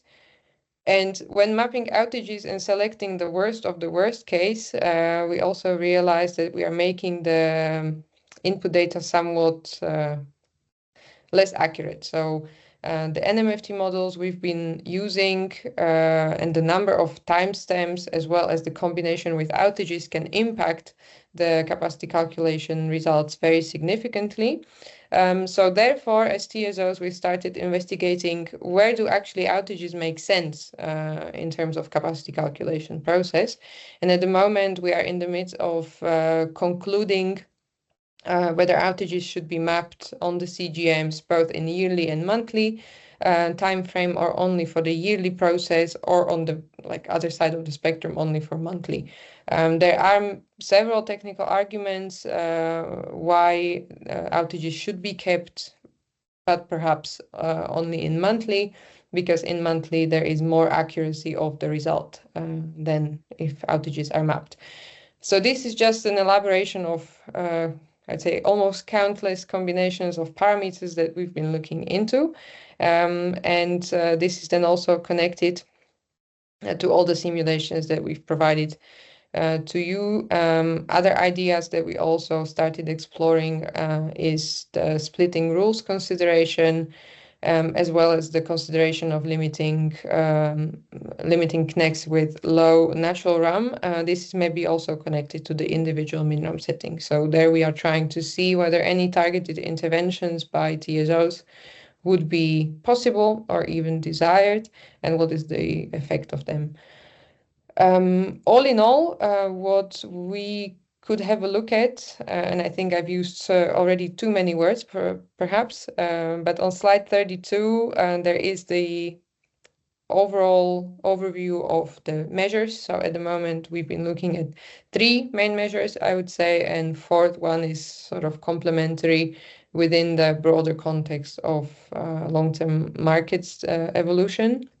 But as you can see, none of these measures, except of the fourth one, require an amendment of the methodology. So this is also one of the I would say, elements that we duly considered on the complexity of implementation to make sure that we can still go live this year with the ATC extraction method. We were seeking for improvements that are within the degrees of freedom. Some of them individual and voluntary approaches, but I think this is really showing that we didn't want to impact the capacity calculation process and the implementation as well as tooling significantly to make sure that we still have a good chance to go live this year. And there is a hand raised, so maybe before we go really into the simulations, we can potentially take some of the questions. Yes, I think, Eric, you want to raise now the question on the LTA inclusion and the point you made before. So could you please reintroduce your question here? Yes, so of course, LTA is important for us because at the moment we know that in congested situation we rely on LTA inclusion, and if we stop having this, you will have the problem of revenue adequacy. I also wonder if legally you're allowed to lose money, because I know that on some trips there is a cap on the compensation you can make. So that's one of the questions on my mind. And then something really to consider is that yes, there is a revenue adequacy, but also you're going to change the prices quite strongly, because by definition, when we use the LTA, that means we are very congested. So, and then it's not just the TSO flows which are impacted, it's the wider market. So when you're doing welfare consideration, it's not just from the pure grid perspective and from the fact that currently, so the owners, they will still make the nice money from the auction, but the rest of the market will be in trouble, and the volume of transmission is limited compared to the side of the market. So that's something important, I think. So I take your main concern/question is how does this impact day-ahead capacities, right? A possibility to then... Yes, day-ahead capacity, and also if you've got the problem of losing money, effectively, and that I don't know because I know that the compensation is capped on some links, but there as well, if by definition you no longer have you can no longer respect the quantities that you sold, potentially you lose money. So if you lose a bit of money, it's fine. This is how it used to be. But if you start having massive spreads, the TSO can possibly lose money, and I don't know if it's authorized. Yeah, so in the end, it's a series of connected methodologies that set a regulatory framework in the way how the remuneration of LTTRs is being done, how the congestion income is being distributed, and so forward. The key philosophy change, and that's what I want to start with, is that historically this LTA inclusion was taken before we had any minimum capacity requirements, and so it kind of was an oxygen in the domain in order to have some cross-zonal capacities, and then very conveniently ensure, but it's not a full guarantee, but mostly ensure revenue adequacy. It's not a full guarantee because you can also have LTA curtailments along the way. So there are a lot of nuances attached to that. Now that in the last couple of years, there have been different evolutions in the level of cross-zonal capacities. There have been other requirements being put on the table, and we will come back with the assessment on what is the impact on day-ahead capacities. We already had some first results that we looked at, and the impact is rather limited, so that's positive. Then we had the last year's discussion on what is actually or the progressive insight on what is actually hedging, and that it's about finance and about operational security. And in order to have, let's say, the clean mindset, we should actually remove LTA inclusion from the operational process, because due to the fact that there is LTA inclusion, we make it a physical story. And the amount of LTTRs that we offer is not reflective for the hedging needs, but it's reflective of what can we be getting out of the grid models, and it's reflective of operational security. So that's kind of the mind shift that we see that we should realize. But when we are able to realize this, that is still uncertain. So that we are assessing. So today we are not saying that this is already coming for an eventual go live with the 86 traction this year. It may come maybe only for next year. It's part of the assessment in the roadmap that Patricia has been showing that we are now conducting. Yeah, so in terms of revenue adequacy, as I said, it's nothing. It's already with nuances today, and this is also something that we are assessing as part of the next steps. What's the impact of removing of LTA inclusion? There is also no such thing as a mantra really on TSO side to say we need absolutely 100% revenue adequacy with day-ahead congestion income hour by hour or MTU by MTU, because again, in all of these connected methodologies, there are other pots of money that can be sourced if needed to pay back the LTTRs. So if day-ahead congestion income in some moment is not sufficient, then it's going to be long-term congestion income that is being used.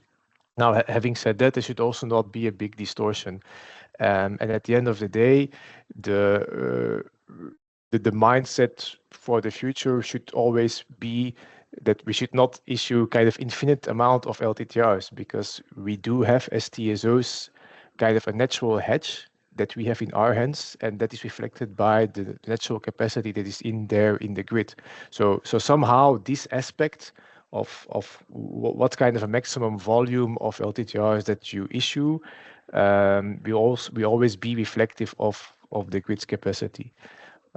So it may be a lot conceptual in my explanation here, but I'm trying to sketch kind of the transition that we are looking into, and it's not a straightforward one. So we know where we need to look in terms of the potential impacts, and in terms of also defining then alternative solution to make sure that the capacity calculation keeps on working. So today we have some fallback mechanisms in day-ahead capacity calculation that are depending on these long-term allocated capacities, but these are more like the fallback mechanisms. So we need to define alternatives for that. So all in all, there is still quite some work around this topic to be done.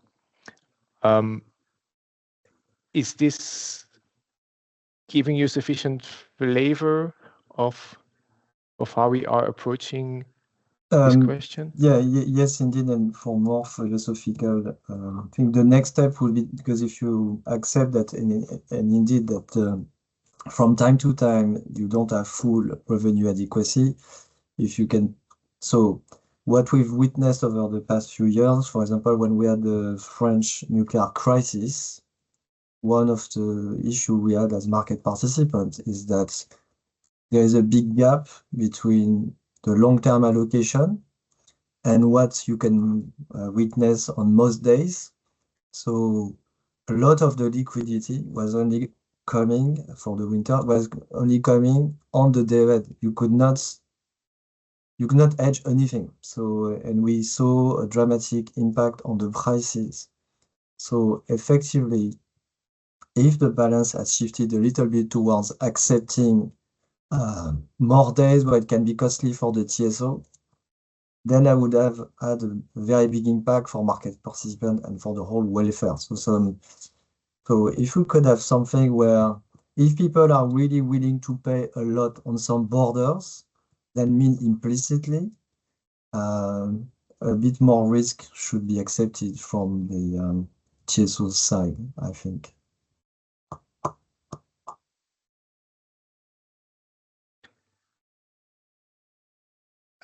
I try to translate your statement into this is feeding in the level of volume of LTTRs that we are issuing, where my reaction is, yeah, the benchmark that we are taking are the historical values. So we are here not necessarily seeking to provide more than we have done in the past, but to provide stability. It's not just stability, it's like, so I must say, I used to do this kind of study a long time ago. So, and in France, especially, the export capacity that was given, say, to France, Italy, or France, Swiss, was matched with a certain level of all dispatching costs. And effectively, there was a trade-off between how much firm capacity you are sending and how much the dispatch costs you are willing to pay. So currently, it's not explicit, but in a way, when you're saying it's a trade-off between operational and the long term, it is what is behind it. And like you were saying, you have different pot of money. So you're always balancing this. As a long-term goal, I think it would be better if it were more dynamic. If you've got countries that are willing, that have big spread, that are willing to do large exchanges, then some money should be devoted to it.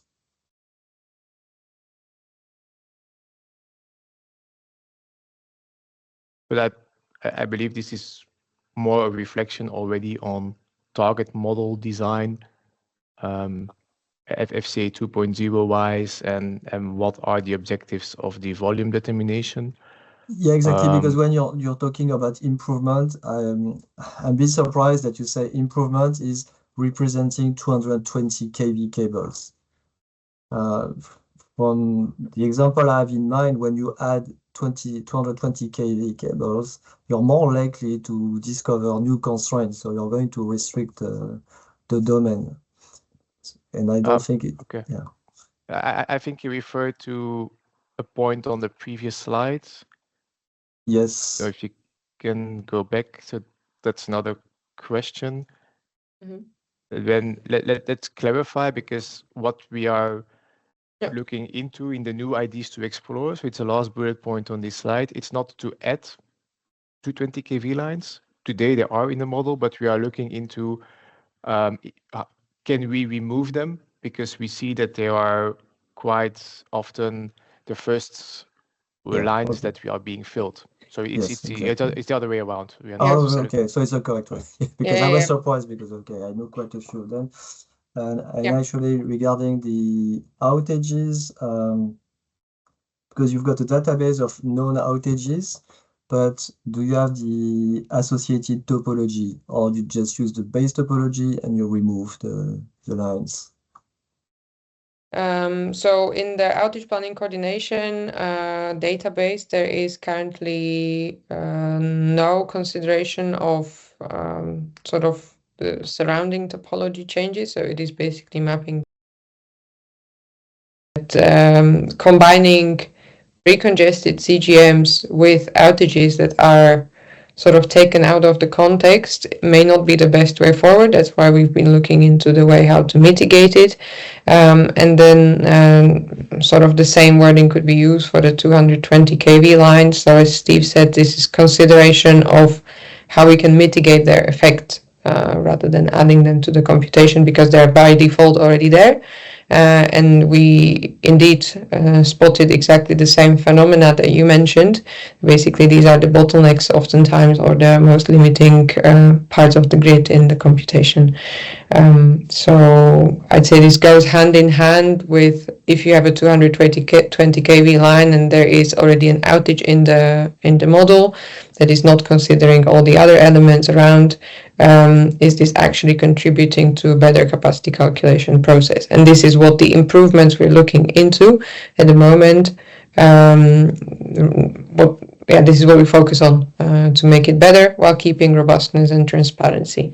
And all the rest, all the other interesting parts, I think are to be considered in the broader context of the target model and the future evolution. I think Michael wants to add to the LTA inclusion removal topic. Michael. Yeah, well,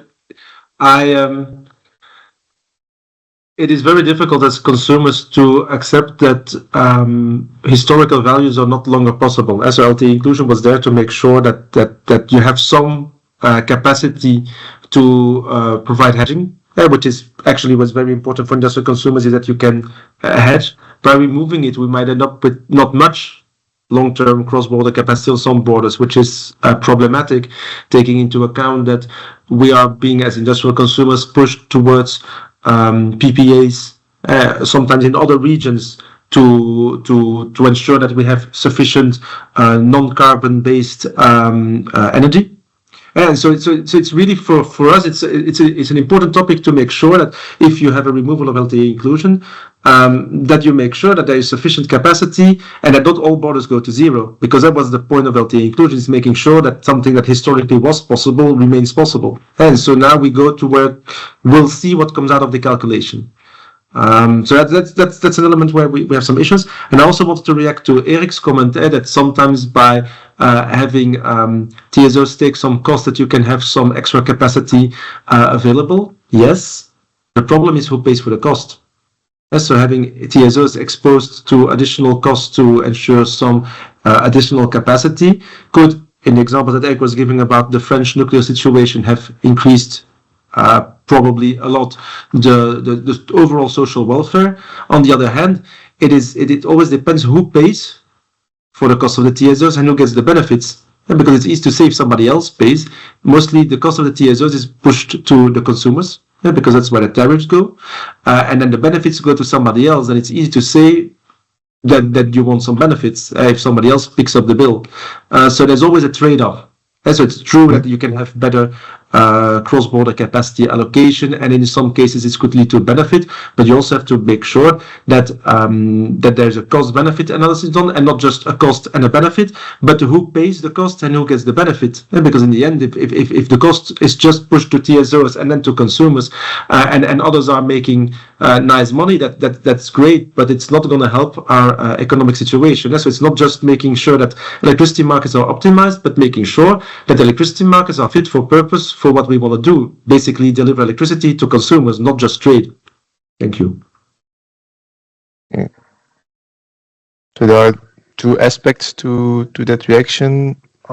Maybe picking up the second one, I don't want to make here the whole discussion to have on how the target market design should look like, because it's going to change a lot compared to how we are doing capacity calculation here. But I think a relevant element I want to pick out is today we are having an uncoordinated process where there, I would say, quite some degree of discretion in how the capacities are being defined border by border.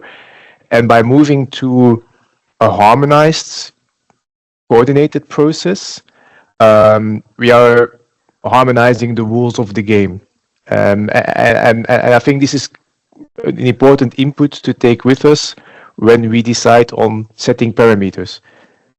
Because if we set parameters again in a collective, harmonized way, it contributes to, it's a level playing field. There is less room for discretionary actions, and it's just kind of more a fair game overall. So that's what I take with me from the second feedback from Michael.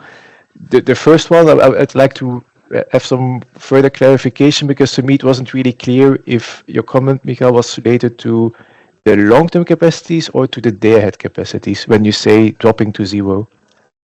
Well, if you remove LTA inclusion, you might have in day-ahead no capacities, or very limited capacities, although historically you had a lot of capacity you could give for hedging.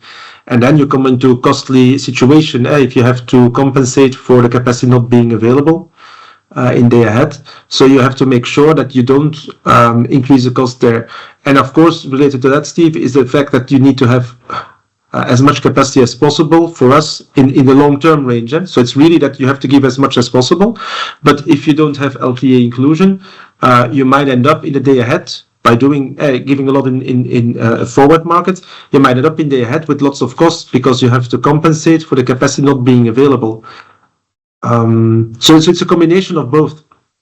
So by removing LTA inclusion, you might not have a lot in the ahead.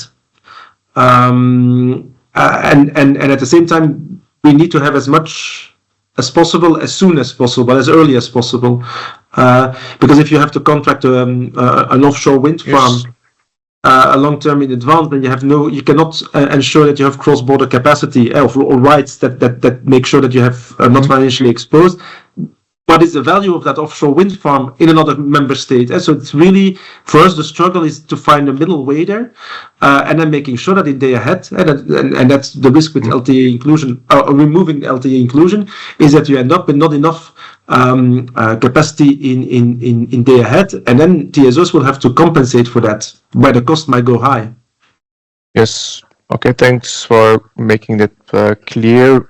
And it's indeed the trade-off. So that's what we are searching to make sure that we can issue sufficient hedging opportunities in the long term, as you explained it well, and at the same time, and here because I have seen already results, so it's not maybe a fair comparison, but I'm less worried because I've seen already results that without LTA inclusion there is no significant impact on the head capacities. But it's up to us to objectivize this with results and share them with you. So I would say this is part of the action point that we have to take with us when we come back on the topic in the next CG.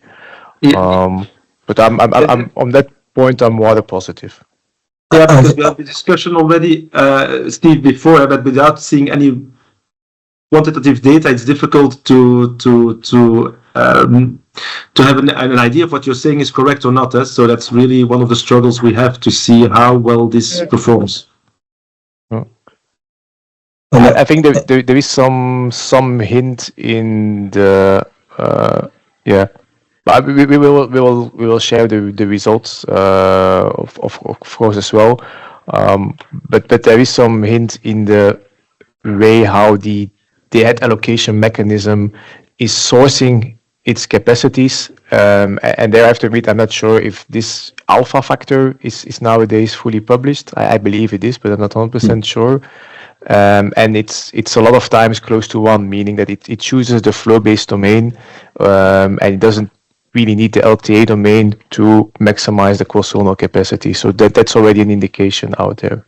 But unfortunately, it is not one. On a regular basis, is not one. I agree that price-wise might not be that important from time to time, but also what I want to emphasize is you have looked at results, but the new method is for next year. So I don't know if you could include that as a sensitivity study. The system is changing. There is more solar. We know the challenges associated with solar. So if you were to do the simulation of the day, but this time for next year or the year after, do you still draw the same conclusion, or do you just say that by removing the LTA, then suddenly you start having weird results? Because what I must stress is that people who are doing the long-term allocation, they will be hedged, it's fine. But many people are exposed to their local zone. They cannot do anything else. So if you start having extreme behavior on the local zone, this will have consequences. Indeed, and the liquidity in the day-ahead market and the cross-zonal capacities, they need to be maintained. As said, we will share the impact on cross-zonal capacities of removal of LTA inclusion. The last word I want to say on that, to make the circle round, is that by having introduced over time minimum capacity requirements, and in particular a minimum 20% requirement for initially CWE and then core exchanges, this has added quite some stability and liquidity. So this was not there in the very beginning when LTA inclusion was introduced, and therefore, with my perspective, that over time we have taken other measures, to the wide measures, to make sure that the basis of the flow-based domain and the cross-zonal capacities are there, and without being too much dependent on the LTA inclusion part, because that in itself is also not a sustainable solution. But we will wrap it up with the results in hand in the next session to also give you more comfort on that.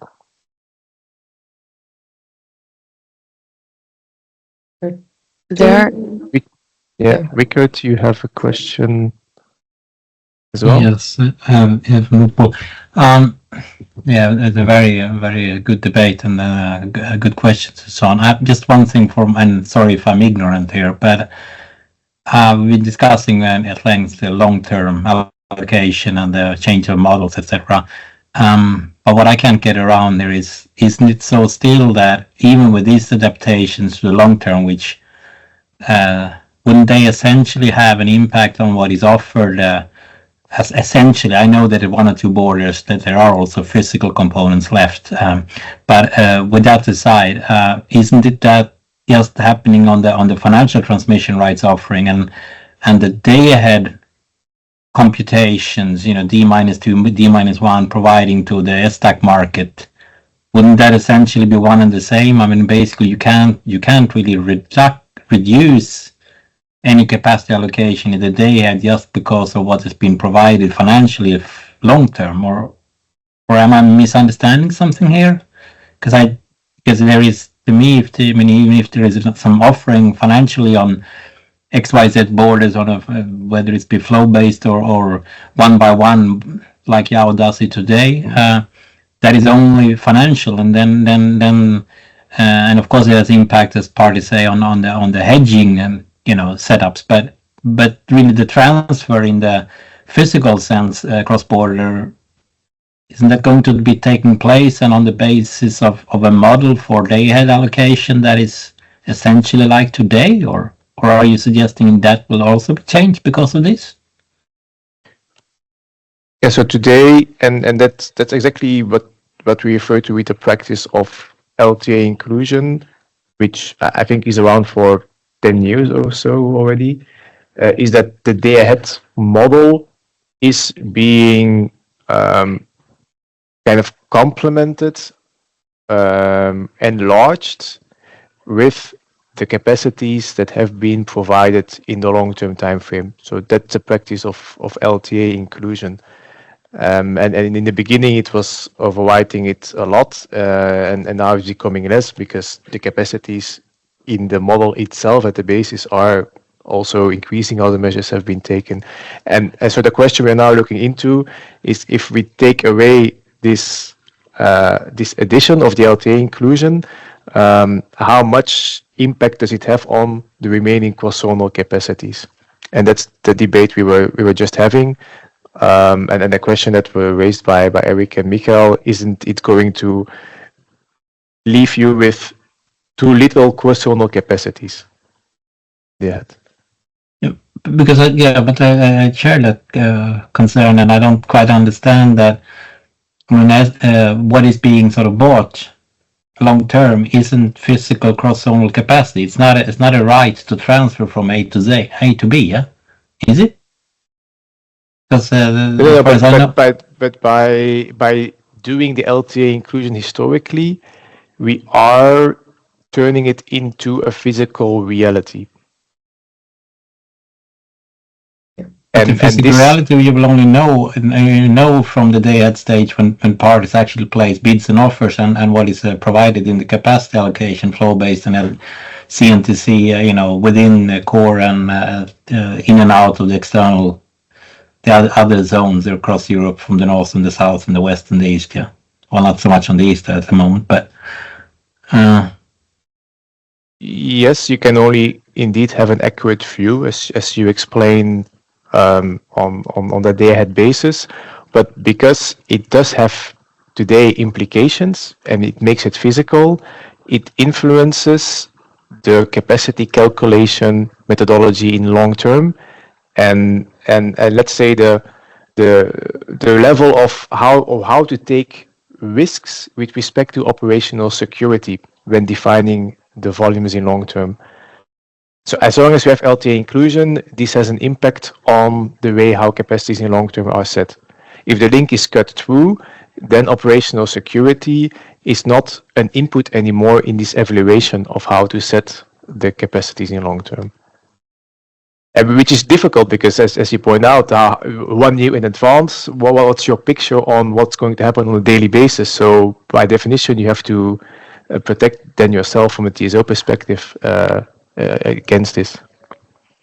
Yeah, I mean, we hope we won't have that extremes again, but I mean, I don't think there is any market participants or any TSO that could have expected the flows between bidding zones in 2022 back in 21 or 20. I mean, that's what occurred there was something that could not be expected at all. So obviously, whatever flows or expectations were in 2020, early 2021, you know, of course, just because of fundamentals just so drastically changed, you know. But okay, but I shouldn't take up too much time. But what I struggle with is, what LTA actually then means. If it means that LTA is somehow parties having sort of bought financial transmission rights, and that being then assumed that actually would be translating into a flow from this and that bidding zone, this to that bidding zone. I find that to be a bit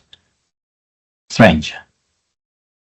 But again, maybe I'm just misunderstanding the basics, so you can please go forward. Yeah, so it's I'll just pick one last iteration upon it, and then we should indeed move forward. So it's not a border by border translation into flows. So it's not because we do LTA inclusion today, France, Germany, that it creates specifically a flow between France and Germany in operations, but it adds to the capacities, the cross-zonal capacities we make available. So it kind of increases the flow-based domain. And so it allows for more cross-border exchanges to take place. So any exchange that will make use of this capacity flow-based style. And more flows, more exchanges, then also means that you can have more congestions, and then you can have more redispatch needed to solve these congestions. So more operational security risks and more money to be spent. And then this aspect, if you take that with you when you define the capacities in the long term, then you're not purely looking anymore at the hedging needs. So that's what for us is interesting to try and disentangle with removing the LTA inclusion. I hope it makes it a bit more clear, but I also understand that we anyhow have to come back to it in the next GG. Thanks for the explanations, and it helped me a bit. Yeah, thanks. Okay, so then if I can take the word back, I would like to go through a very high level of what all the abbreviations that you can see in the following slides, what they mean, what sort of focus we have taken in different simulations. So in order to make sure that we understand how these hedging products behave or would behave under these new conditions of long-term capacity calculation, we simulated yearly for 2024 and 2025. There we actually had several data sets. So we were looking at OPI data sets. This is an abbreviation that is sort of connecting us to the use of outages in all these scenarios. So there we had 24 timestamps. We simulated 20 and 40% of MinRAM, so to sort of understand what the range is. We did the same then for the NMFT. So there we have removed the outages, and then for NMFT peak we removed outages and also used peak timestamps only. So implicitly we also lowered the number of computation timestamps, which is also contributing to the sort of final value of capacity that would be offered. This is then also replicated for 2025. There we only did OPI and NMFT without this NMFT. Sorry, it was supposed to be NMFT peak, so we did not simulate NMFT without and with peak and off-peak. This is really a tongue twister. But then also we did a very similar exercise for monthly 2024. The ranges of MinRAM are between 10 and 20%. In these simulations that we were able to provide in time, we are only disclosing 20% because we are still waiting for the 10% computation to be finalized, unfortunately. But I think it really gives already a good idea how the capacities look like. Monthly is less prone to fluctuations when it comes to MinRAM settings, so you see very little or limited deviation between 10 and 20% MinRAM. Therefore, I think it already gives an idea on how the results may look like, maybe a bit higher on certain borders, and that we are trying to mitigate. The analyzed KPIs were min-max net positions and maximum bilateral neighboring exchanges. So these are non-simultaneously feasible, but it gives an idea of the flow-based domain. And then the KPI 3 is the distribution of RAM0 core on pre-solved connects. In human words, this means on which connects or how many connects that were pre-solved and formed the final domain belong to which TSO. And then we also did the ATC extraction per border per direction and totals per year, which I think shows a very nice sort of and diverse perspective on the results we've been gaining.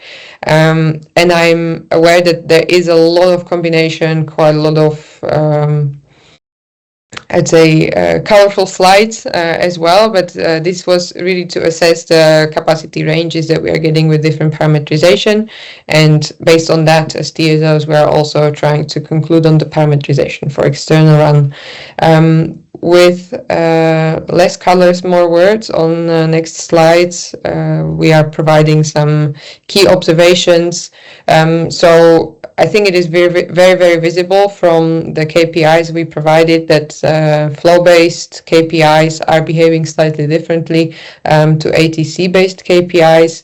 The MinRAM increases also means that the total capacity increases on most borders.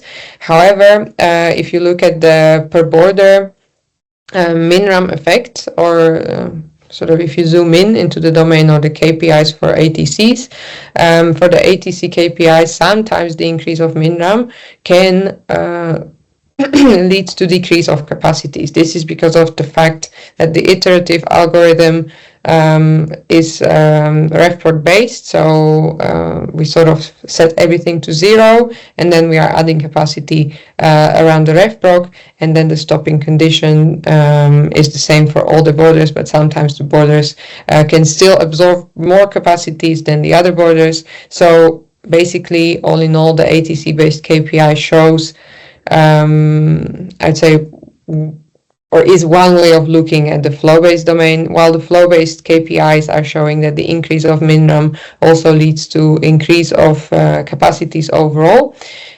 We've been seeing that without outages, sometimes the results can almost double on some borders. This is also maybe raising one of the I'd say could be an attention point for TSOs, that in some cases there could be capacities that are higher than historical values, and then the question is how to validate it, because TSOs are now trying to simulate the validation steps as well. So all the simulations that we've been providing are without considering the TSO validation process. What I would like to maybe highlight is that between 2024 and 2025, we've been seeing and witnessing quite some changes in results. This is mainly due to the CGMs that were available for 2025. So as said, this input is somehow outside of core TSO's hands. It is provided from a separate process. And the CGMs that we used in 2025 were, and maybe this is not the proper word, but were somewhat worse quality. So the pre-congestions in the CGMs that we are obliged to use for the capacity calculation process in long term are then causing that the MinRAM effect is amplified, and basically we can have a more limited domain. So further analysis is needed, especially with regards to how volatile the capacity calculation process is when it comes to these CGMs. But we've been analyzing this for the last couple of weeks. There are linear trends in the flow-based KPIs with MinRAM also for 2025, both in OPI and NMFT. So again, when removing outages, it is getting a bit better, and especially for flow-based KPIs, the linearity is quite visible. For ATC extraction, the counterintuitive trend can be also observed for 2025. For the monthly, on the other hand, that's on the next slide.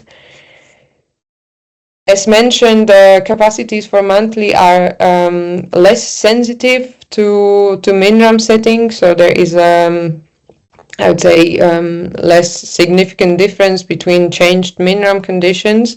But overall, I would say the monthly ATCs that we have been receiving, but this also then applies to flow-based KPIs, monthly is in rather good condition. So we see the fluctuations throughout the year because of the CGMs that we are using. So we see how the seasons are changing. We also see when the outages are less impactful and when they are more impactful on the contrary. So it's really the difference between January and June, for instance. It's quite striking because that's where the most outages actually apply. But generally, I would say, besides some usual suspects where the capacities remain low, the performance of monthly capacity calculation and the results is quite satisfactory. So I'm not sure how we want to go around this. There are many slides with tiny numbers, so not sure whether we want to take questions right away or go through the slides itself.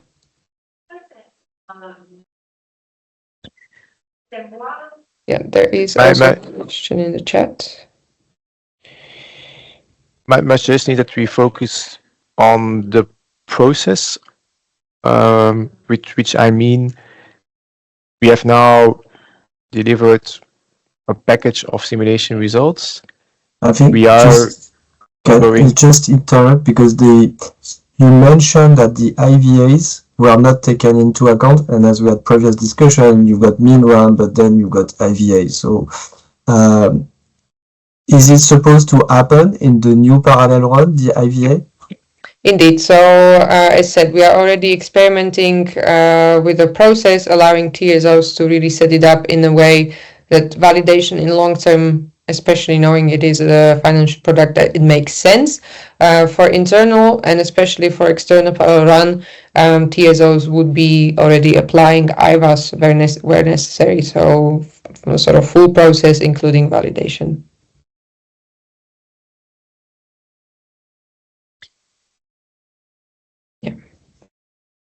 Maybe Patricia, there is a question in the chat as well. Yeah, so I think the question is about the sentence, several borders remain low. So I think it's mentioned twice, several borders remain low overall. This is especially the borders that are the usual suspects at the moment, so DAT. I think this is something that is expected, but also we've been seeing that borders that are currently attractive with this, I'd say, more transparent method without distinguishing where capacity should be allocated or not. So basically in the ATC extraction especially, we are doing the equal footing distribution. Like for instance, the Czech Republic is still not performing the way it is today, or what is offered today. So I think these are the points that we are still trying to address, especially via the individual MinRAM setting of TSOs, some other simulations and studies performed by TSOs individually to make sure that the capacities are provided where they should be or where there's greater demand. But at the same time, maybe with this being said, the capacity calculation process itself and how it is designed for long term does not really allow for differentiation. So we are not preempting where the capacity should belong, but it's basically what the capacity calculation process gives us. So I think also the mitigations we've been investigating were rather transparent and providing some equal footing to TSOs, and we've been still seeing that there are several boilers where we could not really get to the absolute value of what history provided. Thank you, Patricia. And also just to inform that the missing word has been corrected in that slide. And I think there was also a missing word in the other slides that also confused maybe market participants. Sorry. So it's been provided there and might be also on the other slides and sent as well afterwards when the slides will be sent again. Thank you very much. I think we have a hand raised from Arnaud. Yes, thank you. Can you hear me? Yes. Okay. Just a quick remark also on my side to follow up on some of the results of the simulations. So, I mean, I think you indeed have a few slides which I tried to read a bit previously, and basically we kind of show that in the most let's say optimistic case where we remove all the outages and we max out the MinRAM, we can sort of barely reproduce the historical levels on the absolute amounts. And in fact, if I'm not mistaken, this is actually slightly off because we are also including the Polish borders, which were not in 2024 auction. So somehow that total volume would have to redevise it by more borders. And indeed, if we don't have IVA, I was also wondering, there are provisions in the LTCCM for allocation constraints. Have you included, for example, the Polish allocation constraints, which we know to be super binding, in those simulations, or should we expect that to be an additional also reduction to maybe be anticipated on top? Yes, TSOs were requested to provide all the inputs that should be part of the capacity calculation process. So, well, all the obligatory inputs were provided. I would need to double check what is the consideration of allocation constraint in the capacity calculation. So, meaning, is this really to be considered as part of the capacity calculation process, or is this an input for JAO similar to maintenance periods? So I would not expect any bigger, I would say, deviations from the results that you would be seeing in the external parallel run. So all the inputs were simulated. The only thing that was not done yet and that we will be seeing in the coming weeks and months is the IVAs. Okay.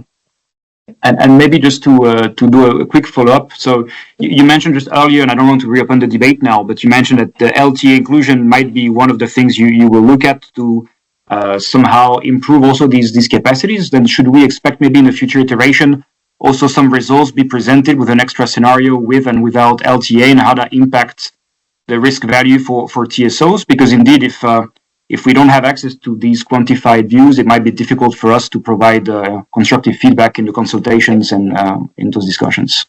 Indeed. So as Steve mentioned, that the LTA inclusion removal topic is somehow overarching. It's not only LTCC currently being discussed when we would do it and how, even more precisely, what would be the best way forward. And there is already an action on the screen where we would be providing insights into sort of what is the impact of LTA inclusion removal, especially on the head, I believe.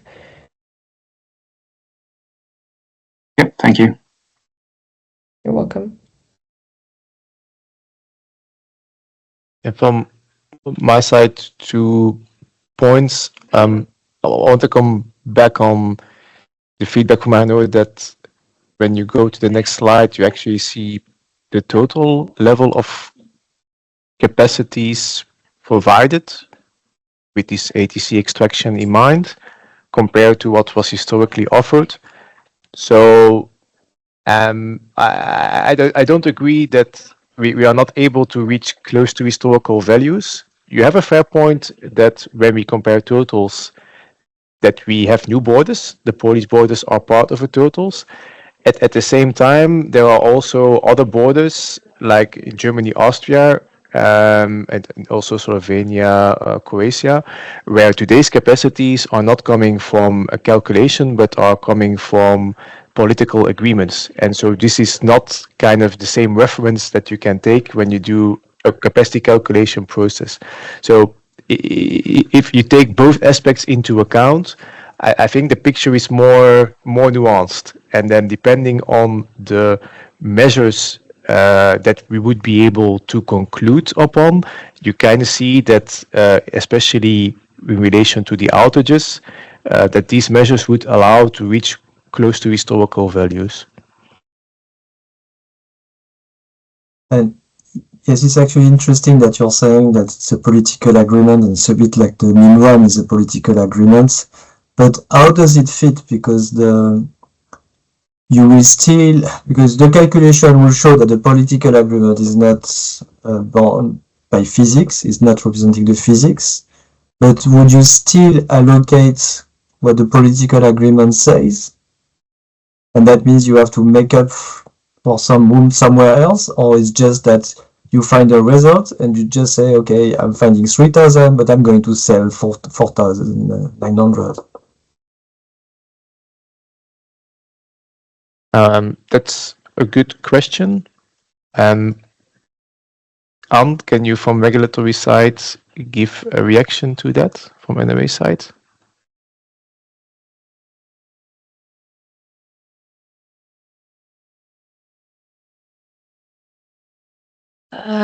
I think we still need to discuss about it among us.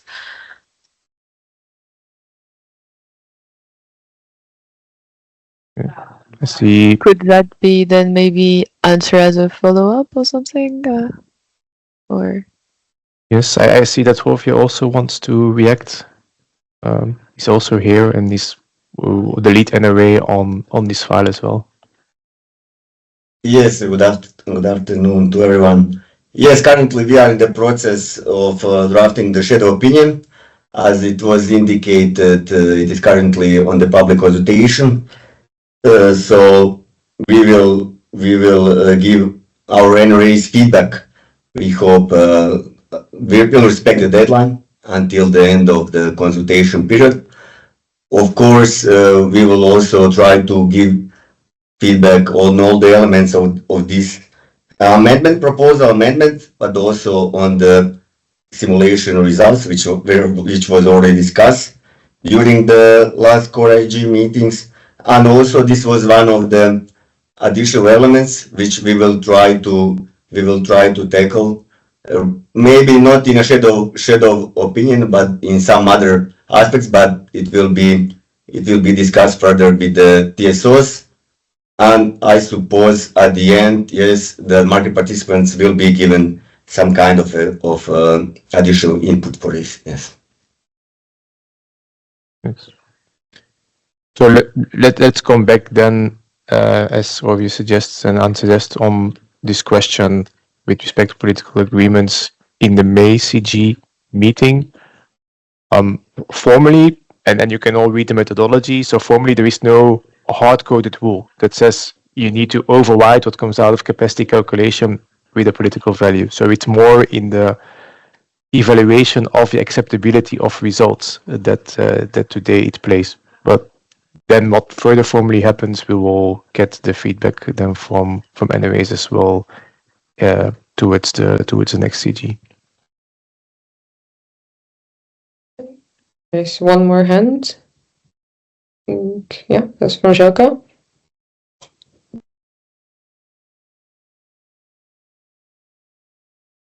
Željko, Not sure. Can you hear me? Yeah? Yes, now we can. Okay. Yeah, with regards to this question, because Austrian-German border was mentioned, I can only repeat, maybe it helps, what we've been stating since the very beginning of the discussions and development of the methodology.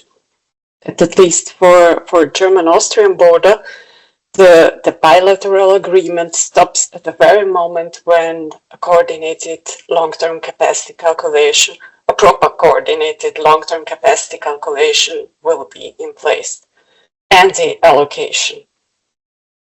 It should be market-driven and so on and so forth, and in line with FCA requirements.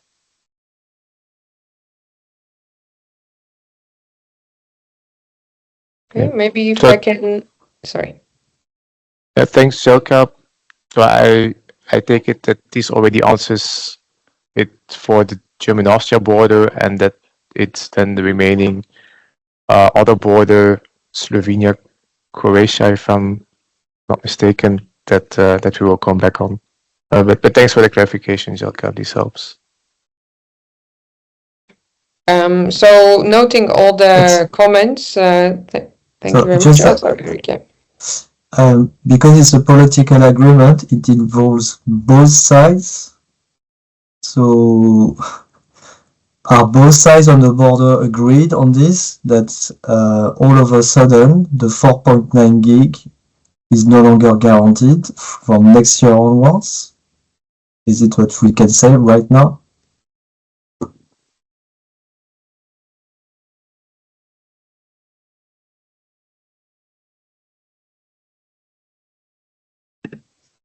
Yeah, maybe I can at least answer for Tenet Germany here, and that's indeed the case.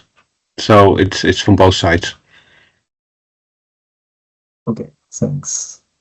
And I must say that this constraint, I mean, the LTA is quite active on that border, so it's that could bring some changes. Okay, so then maybe if I can continue. Sorry. Yeah, you can continue if I may. I mean, there are conditions on this. I mean, from next year on, depends. I mean, of course, the capacities provided should also be representative.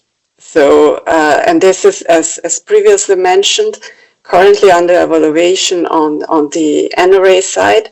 When on one side, we as NRA have also required capacities to be representative. This includes not only the sum, but the individual borders. I mean, to put it clear, we are, as E-Control, not talking about 4.9, but also values are of 200 or 300 megawatt at the border with 10 kV. Thermal capacities are different, but it is also not the main point to be evaluated by NRAs. We as NRAs have now, as the DSOs,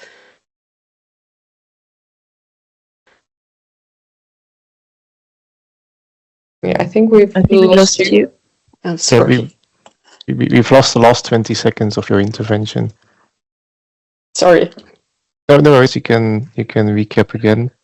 So we lost you after you said it's not the main point. You're on mute now. Yeah. Okay. Maybe it will appear in the chat. Yeah. Okay. Sorry to hear. But not sure, Steve, whether we need to or should elaborate further on this, or wait until Jelka is done typing.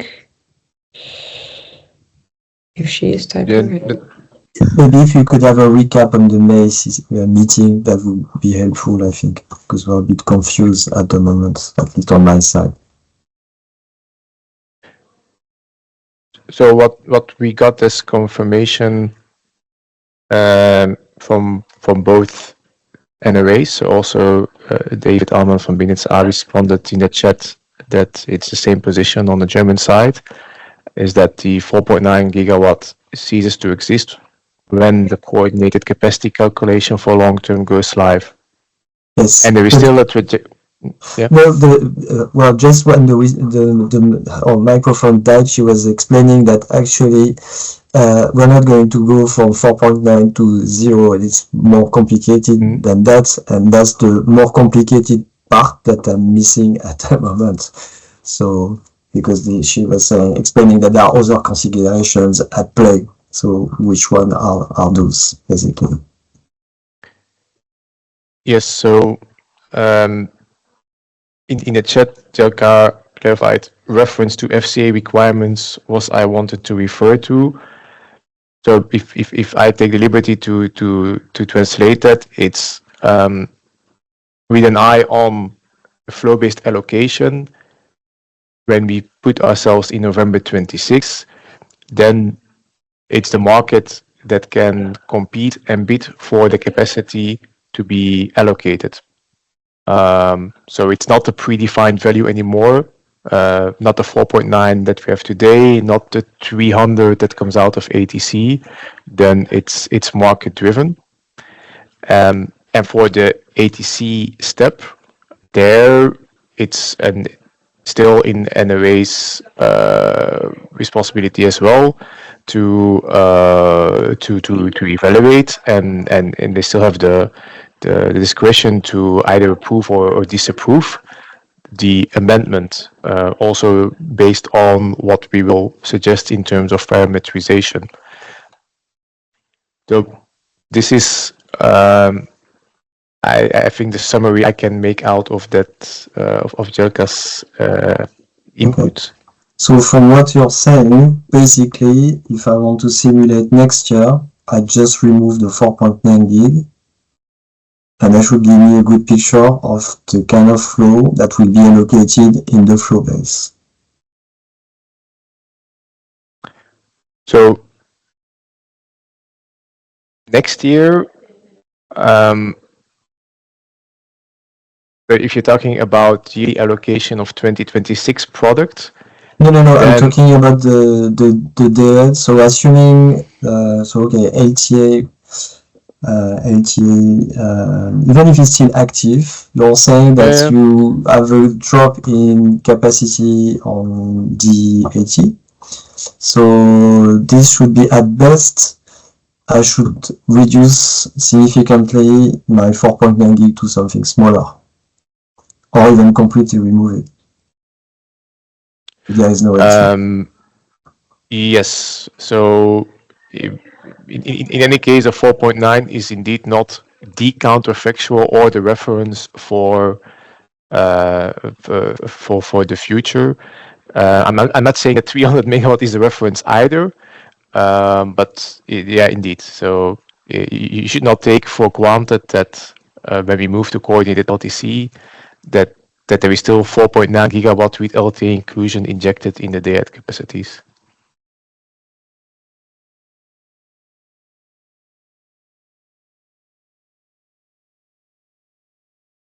Maybe if I may, for sake of time, I'm checking the time right now. Should we continue with LTCC presentation? Maybe then not do the break or do the break later, and then trying to finish the presentation and ask the question at the end of the last slides we were having. Is it okay to do it like this? Yeah, so I think for me, indeed, so hopefully everybody had a look at the slides with simulations. So as mentioned, we are showing many different scenarios and options. Feel free to ask questions, but what is also very, very important and determines what is going to happen this year is the LTCCM amendment and the approval process especially. So indeed, to introduce the ATC extraction this year, we intended as TSOs to submit an amendment of the LTCCM to simply introduce this ATC extraction step for November 2025. So for yearly auction 2026, and to make sure that this is legalized. At the same time, there are like a minor points to ensure consistency of the methodology overall, because it has been a couple of years already since we got it approved. So this LTCCM amendment is now sort of part of the public consultation that has been opened on the 28th of February. So hopefully some of you already have a look. This is really a kind invitation to to provide your feedback via this public consultation and the platform, to make sure that whatever feedback is there, it will be communicated. We've already heard that NRAs are also preparing their shadow opinion, so I think this will be quite essential to make sure that this year we have something that would be satisfactory. And what is also important to say is that this interim step has really a limited sort of lifespan. So this is only for November 2025, and 2026 is already then focused on the flow-based and LTFBA implementation, so a sort of full flow-based switch, which is not completely ruling out the possibility for the second LTCC amendment in the second half of this year. But what we're intending to do with this first amendment is really to have the ATC extraction introduced at the end of the process to make sure that we can supply the necessary data sets to JAO. If we go to the next slide, I think that's a bit more elaboration on what the ATC extraction inclusion actually means in the LTCCM. So the ATC extraction is the transitional solution until November 2026, assuming a single allocation platform would be ready to allocate flow-based. So this is still scenario-based, flow-based approach with extracting ATCs per border at the very end of the process.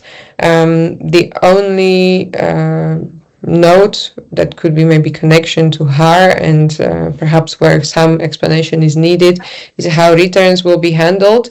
So this is something that is happening behind the curtains. So purely speaking, and very bluntly, market participants will not see any change in their related processes. So the returns will be handled normally via JAO, submitted to JAO as written in the HAR.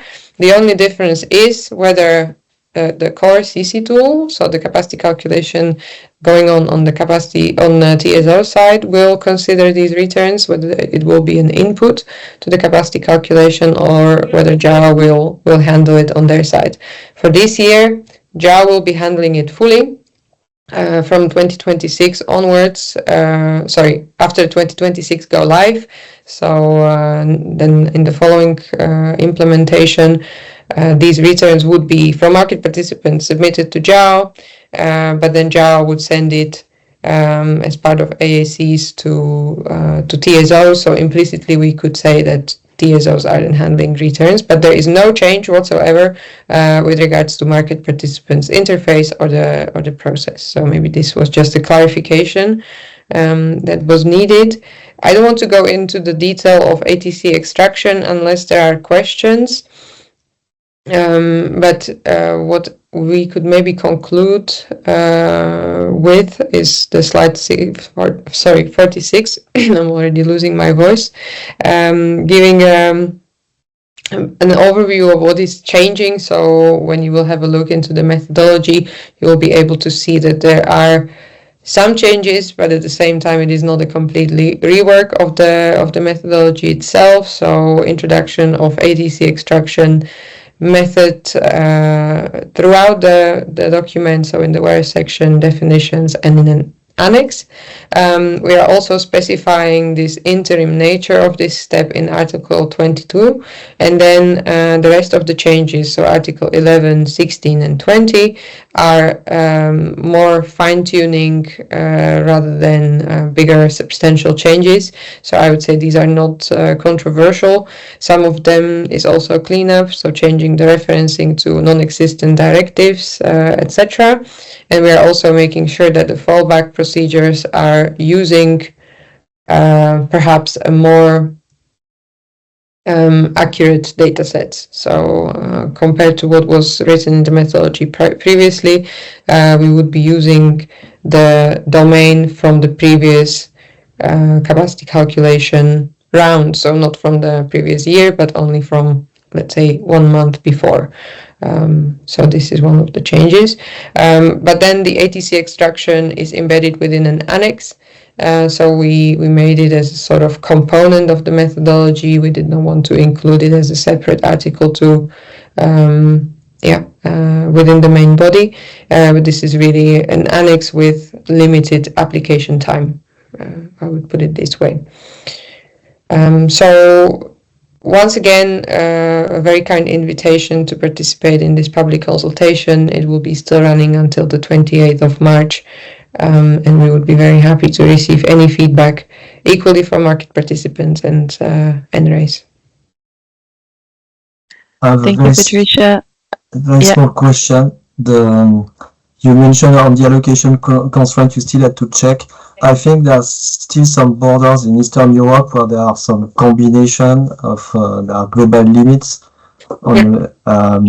Is it going to be part of the DTC extraction, or you're going to teach it? So the technical profiles, as we call them, will not be part of the allocation topology. So we are calculating for each border separately. There is no total limitation in the capacity calculation part.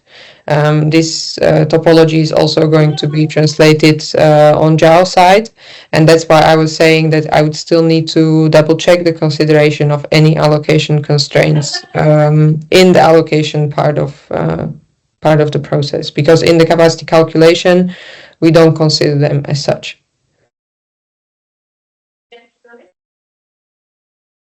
So yes, they are ditched. Yes, indeed. To put it simply, yes. One point for clarification still is the process, how we are going to do the consultation on the parameter settings. So we've mentioned it on the slide where we are talking about the improvement measures, and we explained that we are going to take a decision on these parameters before we start with external power 1, so latest in April. When it concerns, at least when it concerns the minimum, we have to do a consultation. We're also looking into outages, so probably we need to shed a bit more light on the process that we propose to do this consultation.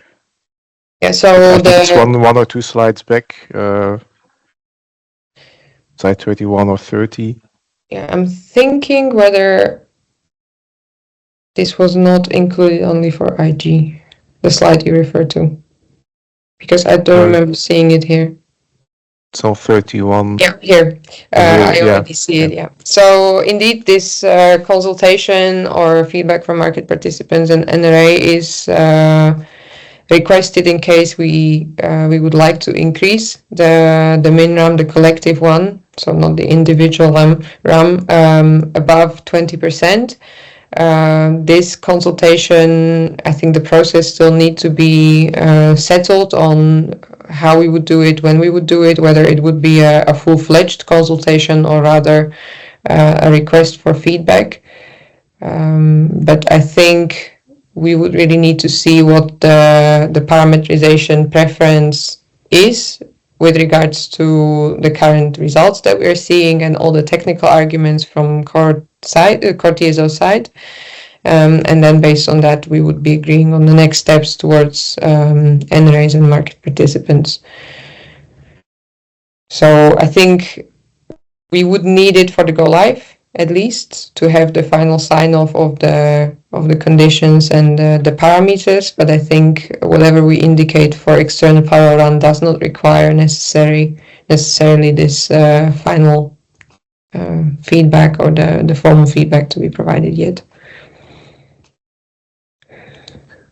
So our message here is that this consultation for setting then the parameters, that this is then happening in parallel of the external power one, but not before, right? Yes, indeed. Okay. We have another hand raised. Maybe? Let's include it and also in our further communication package how we are organizing this process to not overlook it.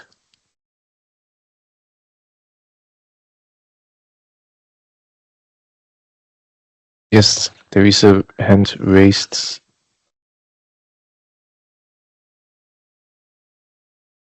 From Regina Mendich. Question, if I understood it correctly. These improvements you have done here were just done already when you also had the ATC extraction included. So you did not do these improvements in a pure flow-based long-term without, or you already did it, let's say the 2 steps in one. Sorry, it was just because you explained the ATC extraction after you showed the results of the simulation. So just to be sure that what we have seen as the simulations is on one hand the improvements and the different improvements as the individual min run up to 40% and so on, or the grid model, no outages and so on. So let's say all these mitigation measures. And in addition, the ATC extraction. Did I get it right?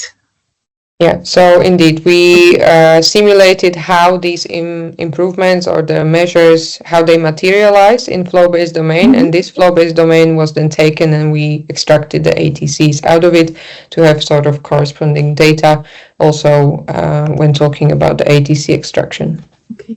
Did you by chance also do simulations before these ATC extractions? So all the basically KPI 1 and 2 is purely flow-based. So before the ATC extraction, I think that gives an indication of the size of the flow-based domain. In the external parallel run, we would be publishing all the flow-based parameters and flow-based domains, as well as the ATCs that are then extracted. So you would be seeing both what was computed before the extraction and also after the extraction. Okay. Okay, thank you. You're welcome.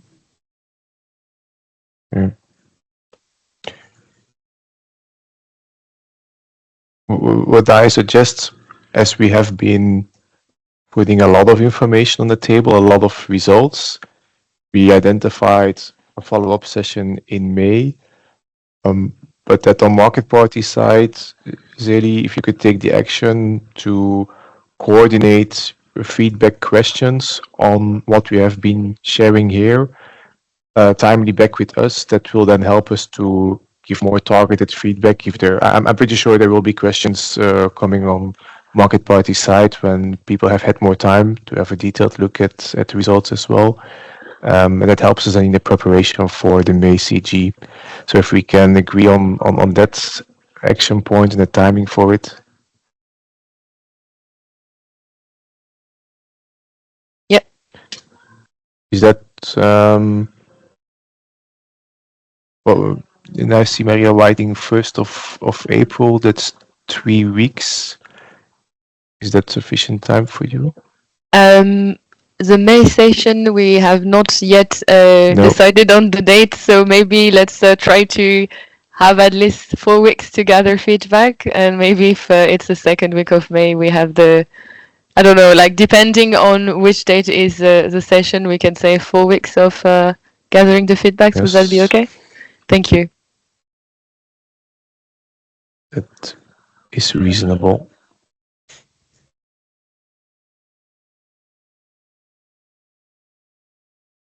What we say is, you got the inputs that you needed, or the actions that you expected, are they covered, or do you want to add still something? Yeah, I think I understood. I understood especially the biggest pain points for market participants, and I also, I think, confirmed the suspicion that we will need to have a bit more face time together in the upcoming months. And for me, the biggest plea is to really get some insights via the public consultation on the LTCCM, or then outside of the formal public consultation, like general questions on simulations and any implementation, as we just mentioned. So I think the dialogue needs to continue, and I was very happy to be here today.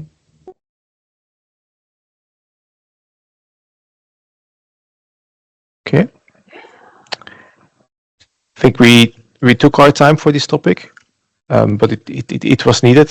It was an important update. We are now 3:10. So thanks, Patricia, for your energy and perseverance here. Reinhard is. So shall we maybe take for like a 10-minute break still, just to get some refreshments? Because we already tackled the SF70 topic. We only have one topic left, so we have time for a break. So we reconvene at 3:20 p.m. That's okay? Yes. Okay, thank you.